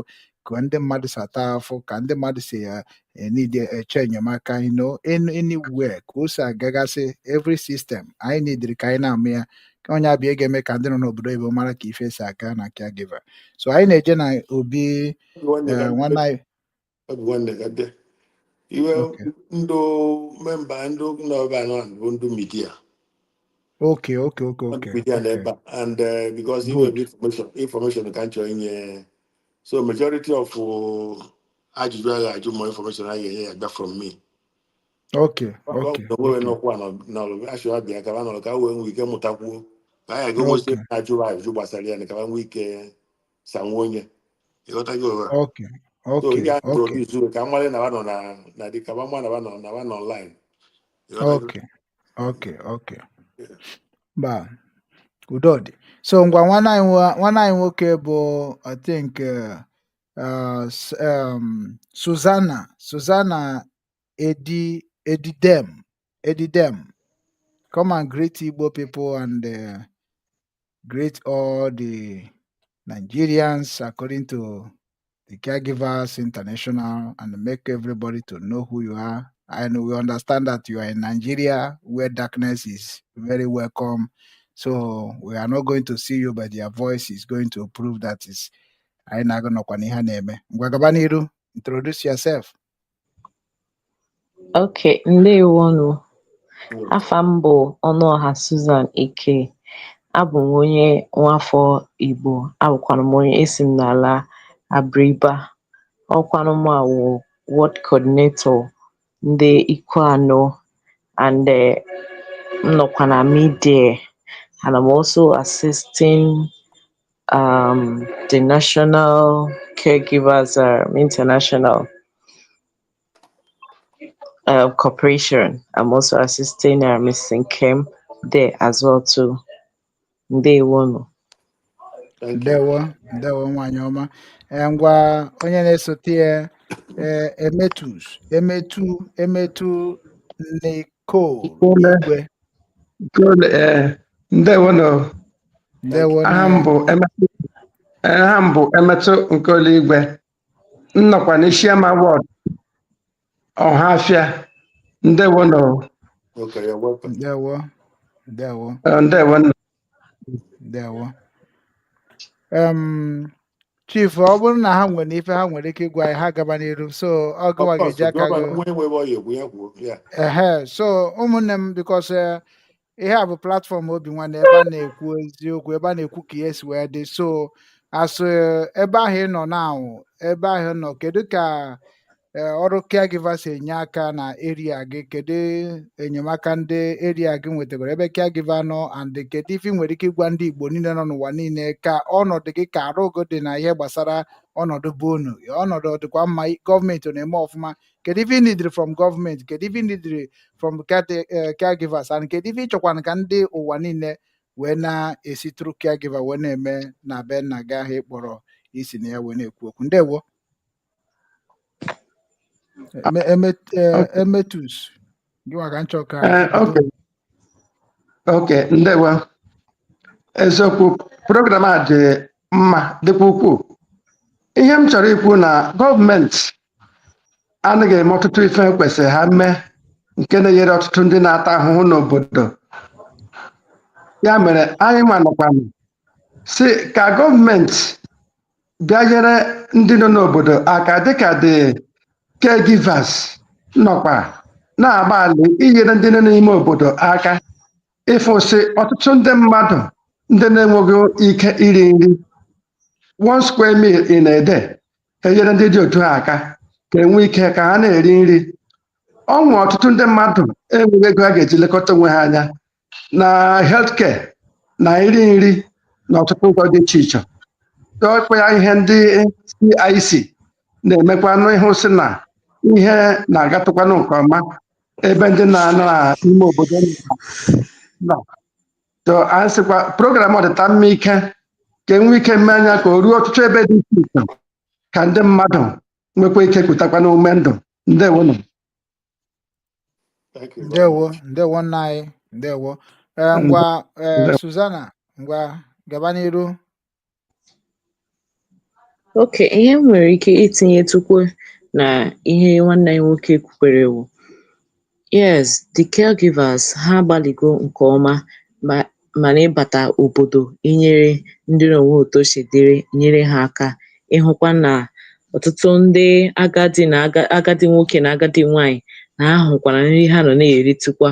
N'ihi na ọtụtụ ịga n'ezinụlọ, o nwere ndị n'onwe otu si dịrị, o nwere ndị na-enweghị mmadụ, but site na enyemaka caregivers ha enwetala nri, ha enwetakwala n'ihe oriri, nwetakwa nkasi obi ịma na site na ha nwere nwanne na mba, n'ihi na a sị na nwanne dị na mba.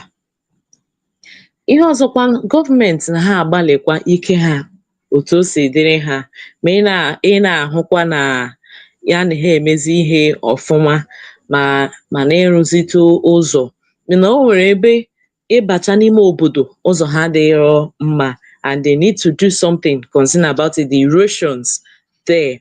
And the skills acquisitions they have been giving out is also helpful to our youth. N'ihi na ọtụtụ ụmụ youth gachara ụlọ akwụkwọ mana enweghị ihe ha na-arụ, ha wee ma na-anọ n'ụlọ. Ọtụtụ ha enwekwanaghị ego ha ga-eji gaa baa ịmụ aka ọrụ. Mana otu esi na-ebidokwa na-enyetụrụ ha aka na-emecha all this skills acquisition, it has been very helpful, and I believe we the caregivers are also going to dish out our own very soon, inyekwara ha aka. So ihe ọzọ m na-achọkwa ka enyetụkwa aka ga-awụtụkwa all these elderly people by health care, by giving them medications.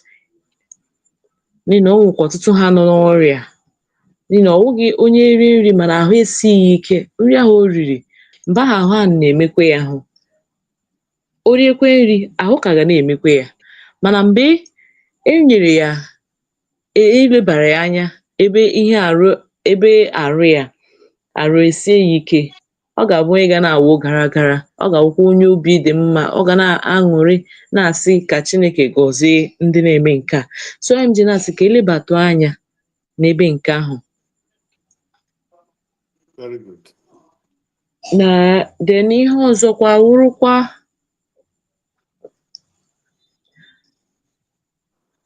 should I continue with Igbo or English? No, whichever it doesn't ma matter.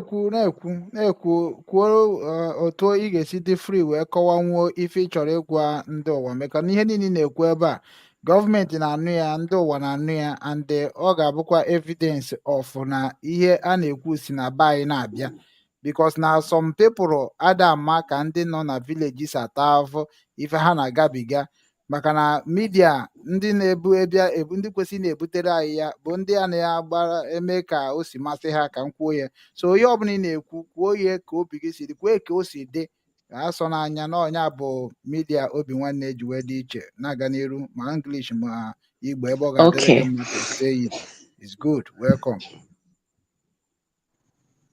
So another thing I also want to impute there is concerning about the road as well too. Odika ụbọchị gara aga, like how many days ago, there was a fatal accident at this road of that leads to Ubani Market or close to Ubani Market. They lost life there. So ihe mụ ha chọrọ itinye etu ebe ahụ ka ha kwụsị tricycle ịgba n'ụzọ ahụ, because ihe dịka a distance of someone ishi na township gawa village o were keke na-aga ya. I think it should be guided, or etinye ya bomb, etinye something that to secure people there, because hasna so many lives is also being lost in that kind of a accident, or in that kind of a fatal accident. So I think a minibus should be provided to be taking people from town to that market, because I think it is more safer than that tricycle. Then ihe ọzọ ha ga-elebakwa anya, all those erosions. Ebe na-ekwu ife a kịta ka eri anyị na-ekwu ife a na Abia steeti. Ebe ahụ a na-akpọ ya Ubani Market. Ubani Market. Yes. Okay. Ngwa na-aga n'iru, nwere ihe ọzọkwa? Na erosion nọcha na some villages ka enwe ike elebatụ anya mezitukwe ya. Because ọ na-emebi ihe mmadụ kọrọ n'ugbo, ọ na-emebi ụlọ. Kedu ihe erosion ahụ na-eme iche? Isi? Kedu ife erosion na-emekarị na village? Ọ na-apara ụlọ mmadụ apara ka ọ na-emebi ugbo, ihe ọrụ ugbo, maka onwe erosion ga-abụ ọbịa omebisi ugbo? Ka ihe erosion na-eme, ị na-ekwu maka erosion? Ọ na-emebishi ugbo, it spoils some farms. So ya mere m ji na-ekwu okwu gbasara ya, so that ka enwe ike ka enye aka mezitu all those places, so that all those farm owners will also be at peace. Ọ ga-awụ ha bịa kụcha ugbo, at the end of it erosion emebiere ha, onweghị ha ga-enweta n'ime ya. That is okay. Unu jekwanụ, ị na-eso na-eje isogo wee jee ihe dịka gọọmenti reporting, like ije report ọrụ ndị gọọmenti for ife na-emenụ ma ọ bụ ihe caregiver na-ekwu okwu ya? Esogo m gaa. Mgbe ị gara ọrụ, na-emekwa ka ha machaa ihe ndị a niile na-ekwu na anyị na-agwakwa ha ndị nke anyị nwekwara ike ịgwa ha, but ebe erosion a anyị agwabeghị ha gbasara ya. Okay. Like na village ebe unu nọgasị, ndị youth ọ na-nwekwara ihe a na-arụ chacha, like youth council, all those national youth council, all those village youth, o nwekwara ihe a na-arụ atọl to make sure that na ha na-enweta oke ruru ndị youth, nwetakwa oke ruru ndị village atọl? Enwechakwara, because ị gakwa some village o nwechara, like ọ dị ka ịbịa na side ebe ụta Ọhafịa nọ, Abriba and Mkpụrụ, ha na-enwecha age grade. Na age grade ahụ ha nwere ike, ndị age grade ahụ ha sị anyị ga-ewere ụzọ anyị ga-arụ ya, at the end of it ha emekekwana sure na ha rụrụ ụzọ ahụ. o nwere ike ha sị na anyị ga-agbape mmiri n'ezi a, that is in this community. Ha mechakwa ha agbape mmiri, ahụ na onye ọbụla na-abịa ebe ahụ agbara mmiri. Ọ wụzịkwa nke isi n'ụlọ gị gawa ebe toro aka gara ịgbara mmiri na stream, that is n'iyi. ya but o nwere ndị na-akọwara anyị na Abia steeti na ọkụ na-enwe ebe niile, so gịnị mere na ọkụ adịrọ na Abia steeti nke a anaghị afụ unu? Ọkụ erutebeghị saịdị nke unu? Ọkụ na-adịkwa, but ọwụ mgbe niile ka ọkụ na-adị. Gwana anyị ka ọkụ si adị ebe ahụ na-eke ya eke. A na-ewetekwa ọkụ, mana o nwere ka esi eweta ọkụ. O nwere ike enye ndị saịdị a, otu ugbu a anyị enweghị ọkụ ugbu a, enwere saịdị ebe ọzọ enyere ọkụ. Ya a na-ekene ya eke na A na-eke ya eke. Because adị m aware even ma Bini a na-eke ọkụ eke, so ọnya bụ ka ndị be anyị na-amara, maka na ịfụ ha ebe a na-ekwu okwu na soshal midia. Ọnya mere unu nwa bụ ndị nọ na village na-ata ezigbo afụ, because ndị nọ na soshal midia ihe ha ma bụ report and make viewers and get money online. But mụnwa mkpọ na village ana m enweta ya n'ọnya ka o ji agbaka m alụ, because na aghọtacha m ife na-emere. So mana ịfụ a ga-asị gị na Abia steeti na-enwezi ọkụ 24/7 na eruo mana street nọ na-enwe ịmagono those things. It's true that ọkụ na-adị ka o si adịbo before m pụọ, as was it was 15 years ago. A na-eke ọkụ eke, sometimes eweta n'ụtụtụ wee na-efifie wetakwa n'ime abalị. It's the same thing. So mana kịta na anyị nwere ike isi that na o nwere ike ịbịa nọ ihe dịka ede in the night ewee ya. So ihe ahụ abụbeghị na ọkụ adịgo now. That means na enwebeghị capacity of this thing in the transformer na-ebu ọkụ in a day 24 hours. So ya bụrụ na ọ ka dịkwa ka ọ dị.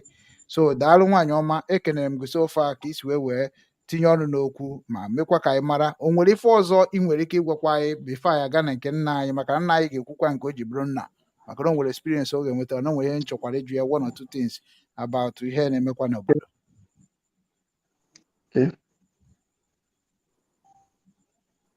Ọgwụgo gị n'ọnụ nwaanyị ọma? O nwere ihe ọzọ m ga-etinyekwa mgbe oge rukwere m kwuo ya. Okay, ngwa daalụ maka na information is the key.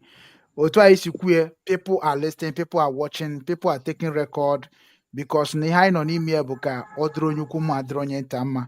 Maka na ọ bụrụ na unu nọ n'ala Igbo kịta, otu ịpụta ya na-ekwu na Obinwannem platform ebe ụwa niile na-ekiri, all the Abia State in the whole world, all the government they are watching, all the government representative of media they are watching.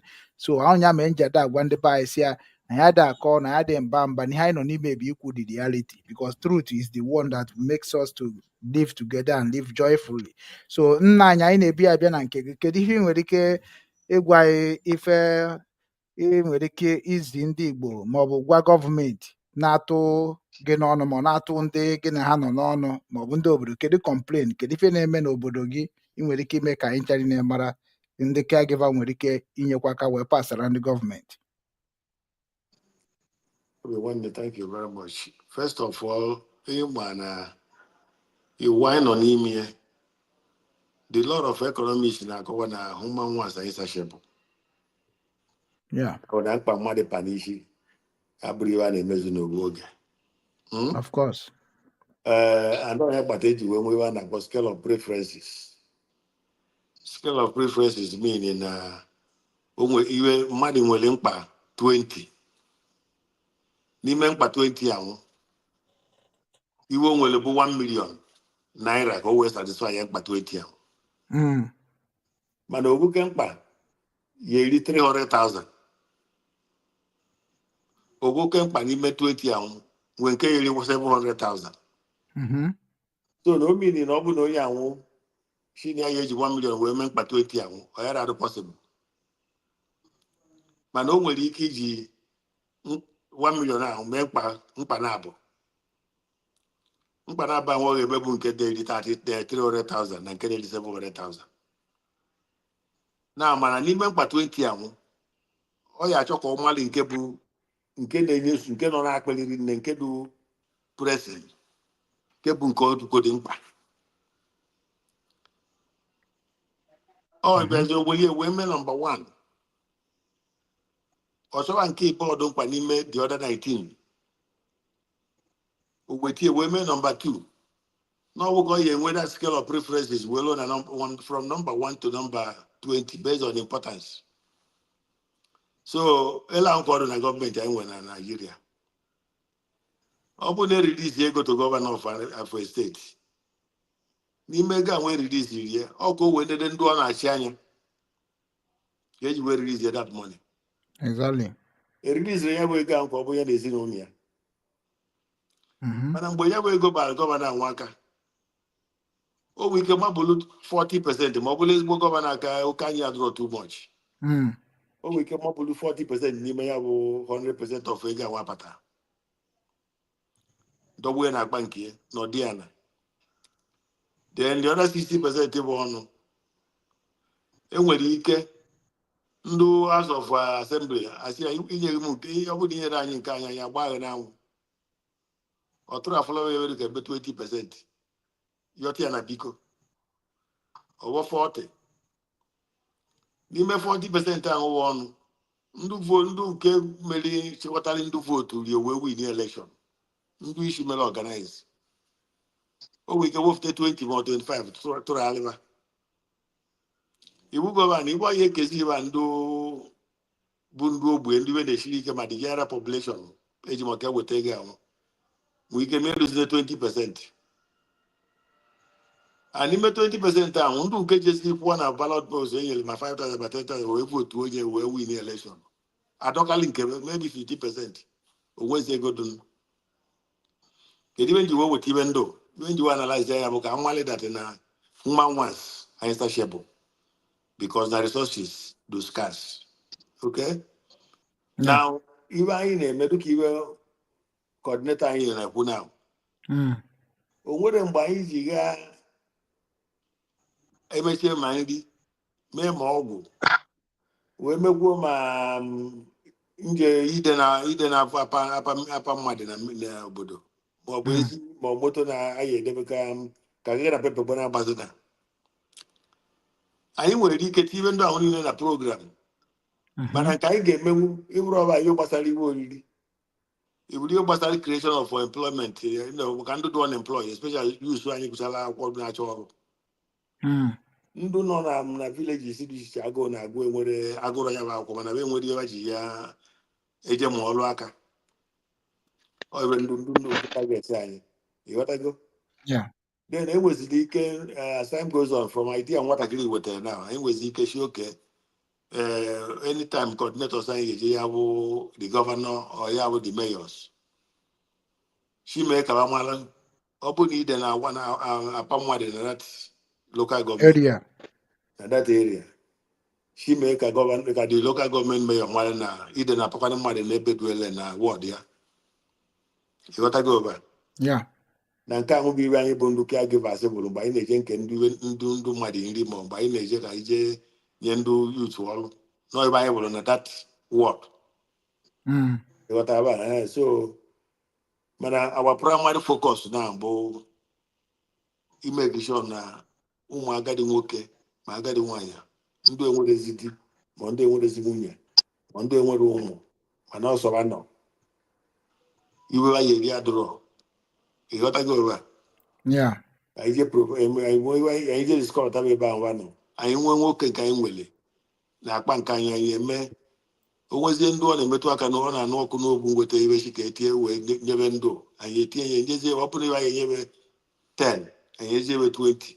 Okay, so now the main thing I know there now to discover people like that and then take care of them the line week. Then it was the only when I run now only even when one oh yeah do a book only when I run draw only in the area where one oh yeah got to get two. Maka onwere ibe ọgwụ ahụ ya bụ wee ya mee ka wee ya alụ ya wọla eji maka wee n'ogbu enye ya ịghọtago onye gbara ya dọkịta nye ya ọgwụ ọchịgị kwe nriri fi wee mee gịnị wee nwụọ ya so na anyị nwe na onwe anyị na-emekwu iwe dị n'ọgwụ ọ bụ na onwe onye anyị nyere iwe ori anyị na-enekwa ewu na arụ ọyị ya doro ediri na anyị na-edi achọkwa nwa obere nwa ọgwụ tinyekwere enyi afta o dịkọrọ ibe Okay? So now already, and I want to know why Caregivers International Corporation. If I focus on them, Niger State, he discovered do need even the shiri can, especially in doing what they at all. And then the unemployed youths do natural and we're all and about university where degree. Then when do I go? Man, even I go again. I need the career even though I go about when I went all worker. Man, about your mall. Vamos solo and we can make it in 80 in a table. What I go? Yeah. So I went to be very focused with it now. Thank you. Ndewo. O nwere ife m chọrọ ka m jụgodo gị because ọ dị ka ikwuru ya mgbe ị na-enye some speech ị na-akọwa like unu kwuru na unu ga-eme something like Launching. launching, yeah. Kedu onye na update about it na nkọ Yes. amarakwa? I said to go letter to the mayor of Ikwana local government. I said I may go to our first launching. Yeah. Na Ikwana local government. I may where we go to where do can the launching the first launching is where you got to go. And here when my year, I check out as state every local government 5 or 6 may one nation at the same time. Can you I check out the whole 16 local governments here was in when we were at one time. Copenhagen continue name me individually each local government. You want to go? Yeah. So the target here now, the date I now talk I say you got the mayor and I shall go in date between August and September. Okay. Going on date he had confident for him. So you want to know Macaron dia na field work I no me. Na award, yeah. We award and a field and award, yeah. So I think they respond from that mayor. Mayor. Upon the mayor yeah response here by next week. Or was there an date your talk I may na that is September or August. Then I be those here but I had to Savazia and Savazia. You got to go. Okay. Then what was the matter about it, even at the homeland. Okay. Okay. Ndewo chief. Ka anyị jee na nke nwana anyị bụ Emetus, o nwere ife nwere ike ikwu so far? Yes. Ndewo nọ. Ndewo. Ana m ekele Obinwannem na-ekelekwa our chairman, Chief Daniel, the founder of CIC. Ọrụ ọma nke ọ na-arụ ebe ndị mmadụ nọ. Ihe m chọrọ ikwu na anwụ ihe ndị ebe anyị kwuru.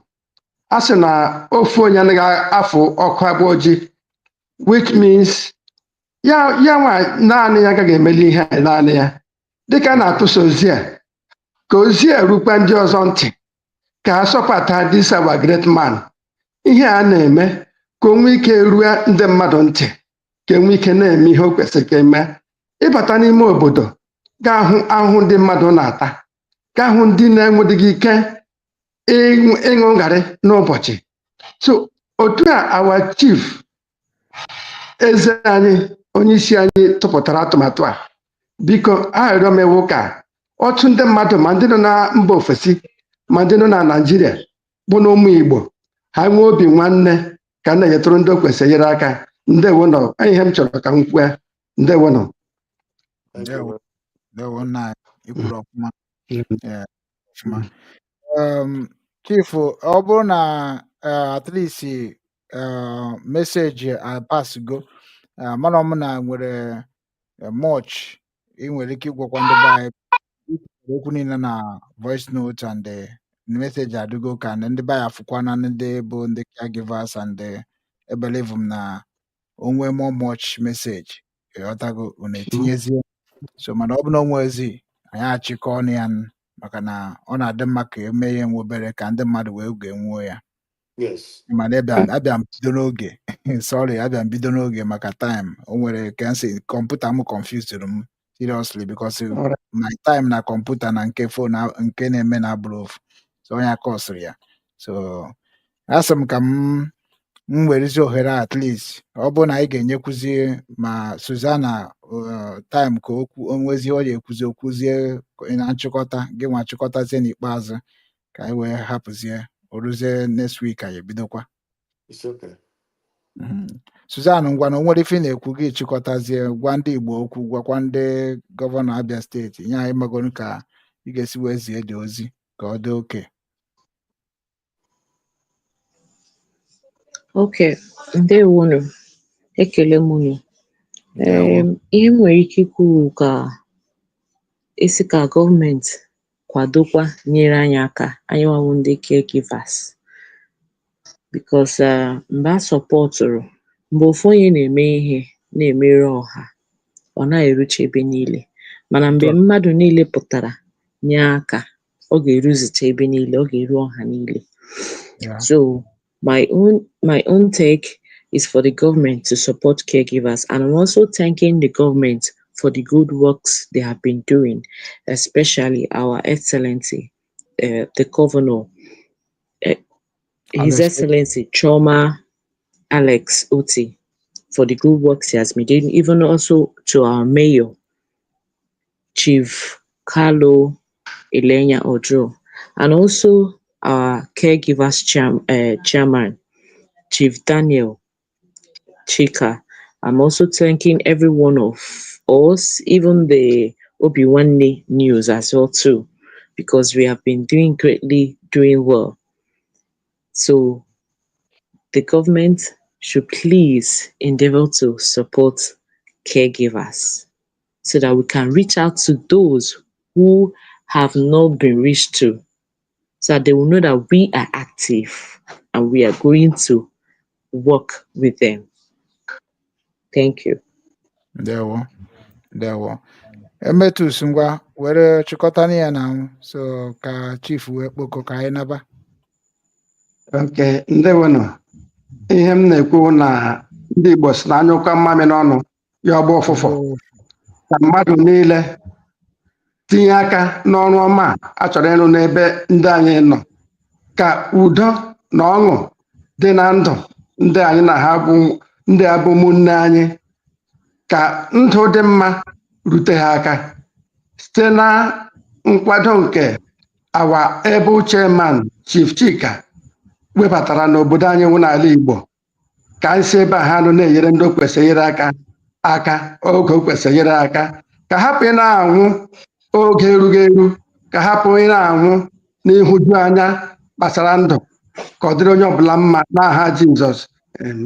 Amen. Chief ngwan werezie ọnọdụ. Okay. Ndị be anyị ekele mụ na ekele rinne ka unu rabụ ndụ nọ na program a wee na-ege ntị. Ma ndị nọ na isi, ma ndị nọ n'ụlọ, ma ndị nọ na moto wee na-ege ntị iwe, ma ndị nọ na homeland, ma ndị nọ all over the world na-ege ntị. Ibe anyị na-achọ mme ma ebe anyị na-eme bụ na achị na-esi ụlọ were adụ ma were afọ ezi. Mụ na anụgo ibe ndị coordinators anyị bụ the grassroots coordinators of these different villages na-abịa na be ekwu. Ndị obodo a na-akpọ foot soldiers jiri anya bụ ibe na-eme na ground.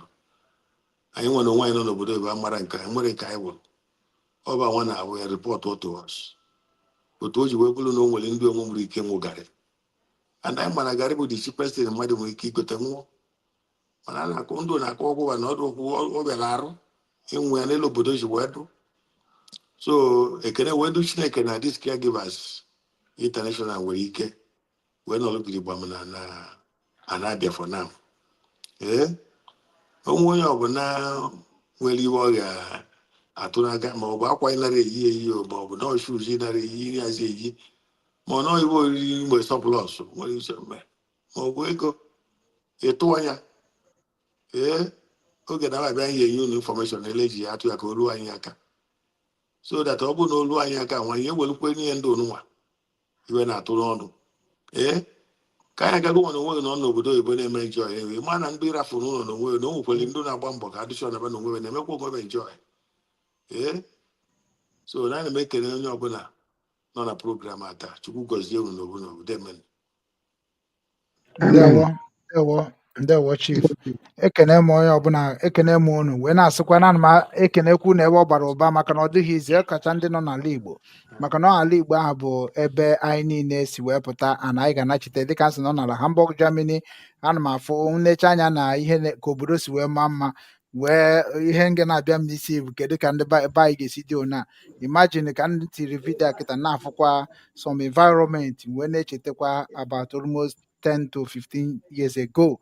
So, and this is why we are here to make sure that our people will uche ha ruru ụnọ and the caregivers are from akọrọ unu niile dị mma na ojisie n'ike mgbe ọbụla unu nidiziri ka ndị mmadụ mara ebe a ga-esi na-atinyewo 1 naira then mgbe ahụ ka anyị ga-amazi ka anyị ga-esi wee dobe ọnụ na-ekwu mana kịta bụ ka unu marago na nwere ihe dịka caregiver n'ala Igbo nwee ihe dịka caregiver n'obodo gị nwekwa ihe dịka caregiver na ebe ị na-alụ ọrụ so because ife ha na-eme bụ ife dị mma ịghọtago so ọ bụrụzi nke complain ha ga na-enye aka wee na-eme ka enyemaka gị na-eru gọọmenti aka ọsịsọ ifuge so ka gọọmenti na-agbata ọsọ enyemaka na-enyekwa aka ebe ha nwere ike na-enye aka ka enyemaka na-eru so ana m asị Chief Chika Daniel jisi ike we are together and as we are together n'oge na-adịrị anya a sị na mbido akwa na-afịa ma n'abalị na-atọ ụtọ oge na-adịrị anya Igbo niile ga-amadat na caregiver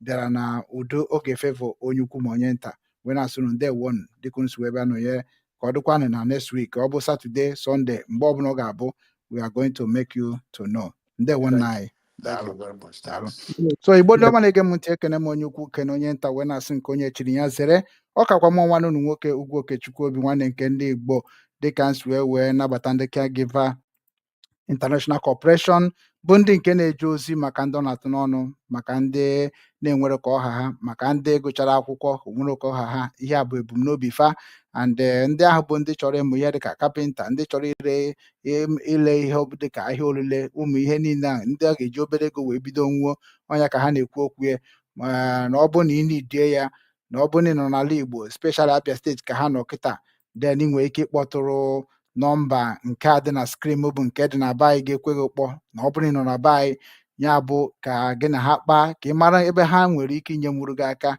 ka ọ gaziere gị maka na ọ baghị uru mmadụ ịnọ ide alụ ọrụ nwere nke na-eme ọ ga-eme gị jee oshi ọ ga-eme gị na-eme ihe ọjọọ na ọ bụrụ ị chọrọ inyere nwa gị aka obodo adịrọ mma bụ mmadụ na-emebie den ọ bụrụ ị nọ na Amerịka na mebi na ị chọrọ iso wee na-asọpọtụkwa Chief Chika Daniel mebi na plan o wepụtara dị mma bikọz nke a bụrụ ndị na-anọ na mba akwụkwọ wee na-eme charity na nke a bụ onye ọbụla ga-anọ na vileji ya na-enyere ndị vileji ya aka so na ọ bụrụ na ị bụ onye vileji a you have to come and serve your village in under the caregivers ifuge so ọ bụghị ịpụta ịbụrụ onye Enugu na-asa avụ na Anambra ịbụrụ onye Anambra na-asa avụ n'Imo ọnya ka o ji magbuo onwe soro onwe ihe dịka aghụghọ dị ebe a nwekwana ihe dịka ihe megide ị bụrụkwana onye Enugu mana ịfụrụ ohere ị nwere ike na-etinye ego ka ọ na-eji na vileji ebe ndị nne na nna gị nọ ndị ahụ mere obodo gị ka ji dị ka ọ dị n'ụbọchị taa den ịkpọtụrụ ha maka ha ga-esi wee kọnektizie ndị anọ na vileji o ruo ihe gbasara vileji gị aka maka na onwere ndị nọcha na obodo oyibo ha ma ọdụ ha ga-akọnekti ka enyebe aka ana ọ bụghị iwu na gị na ndị obodo gị ga-adị na mma befe inyere obodo gị aka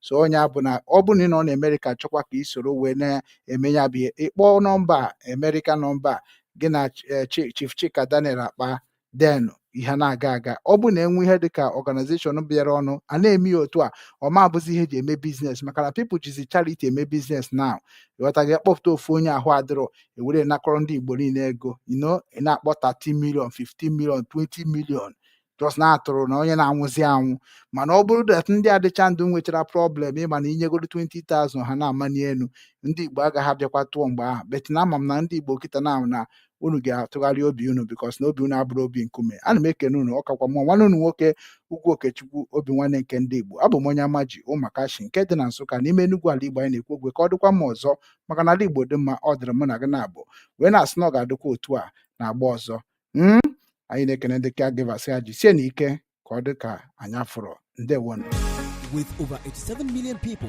living in extreme poverty in Nigeria, corruption and poor governance only worsen the situation. That's why Caregivers International Corporation, an American-based organization, is committed to making a difference. We prioritize helping the poor and vulnerable in the 5 Igbo states: Abia, Anambra, Enugu, Ebonyi, and Imo, providing aid to those in need, empowering youth through development programs, and promoting accountability in governance. We believe that those in power must be held responsible for their actions. That's why we'll take any governor to the highest court of law if they abuse their power or engage in corrupt practices even after they've left office. Join us in our mission to create positive change. Follow us on Facebook, X, formerly Twitter, YouTube, and Telegram at Caregivers International Corporation. Together, we can build a brighter future for the vulnerable populations. Signed, Chief Daniel Chika, Chairman, CEO, Caregivers International Corporation.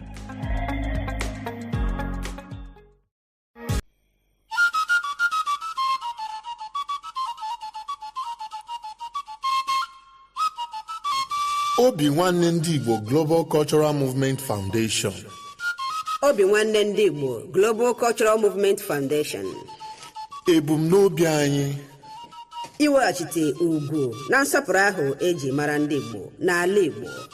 Ime ka ihe ndị ahụ eji mara ndị Igbo chahapụta dịka ugo site n'inwe mmụọ nkwado na ịhụkọrịta onwe anyị n'anya.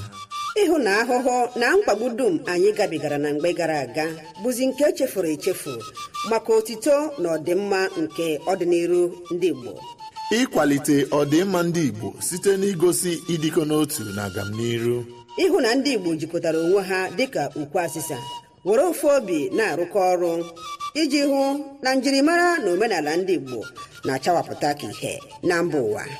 Ịkpọlitekwa mmụọ ndị Igbo ka obi sie ha ike ma na-anụ ha ọkụ n'inwetazu ebumnobi ha dị mma maka ọdịmma ndị Igbo n'ala Igbo. N'ikpeazụ, ịhụ na onweghị nwa afọ Igbo ọbụla gaala azụ na mbọ ahụ a na-agba maka agamnihu, ọdịmma na nkwụdosi ike ndị Igbo. Obinwannem Global Radio, promoting the culture and traditions of Igbo nation. Obinwannem Global Radio, the unity of culture of Igbo nation.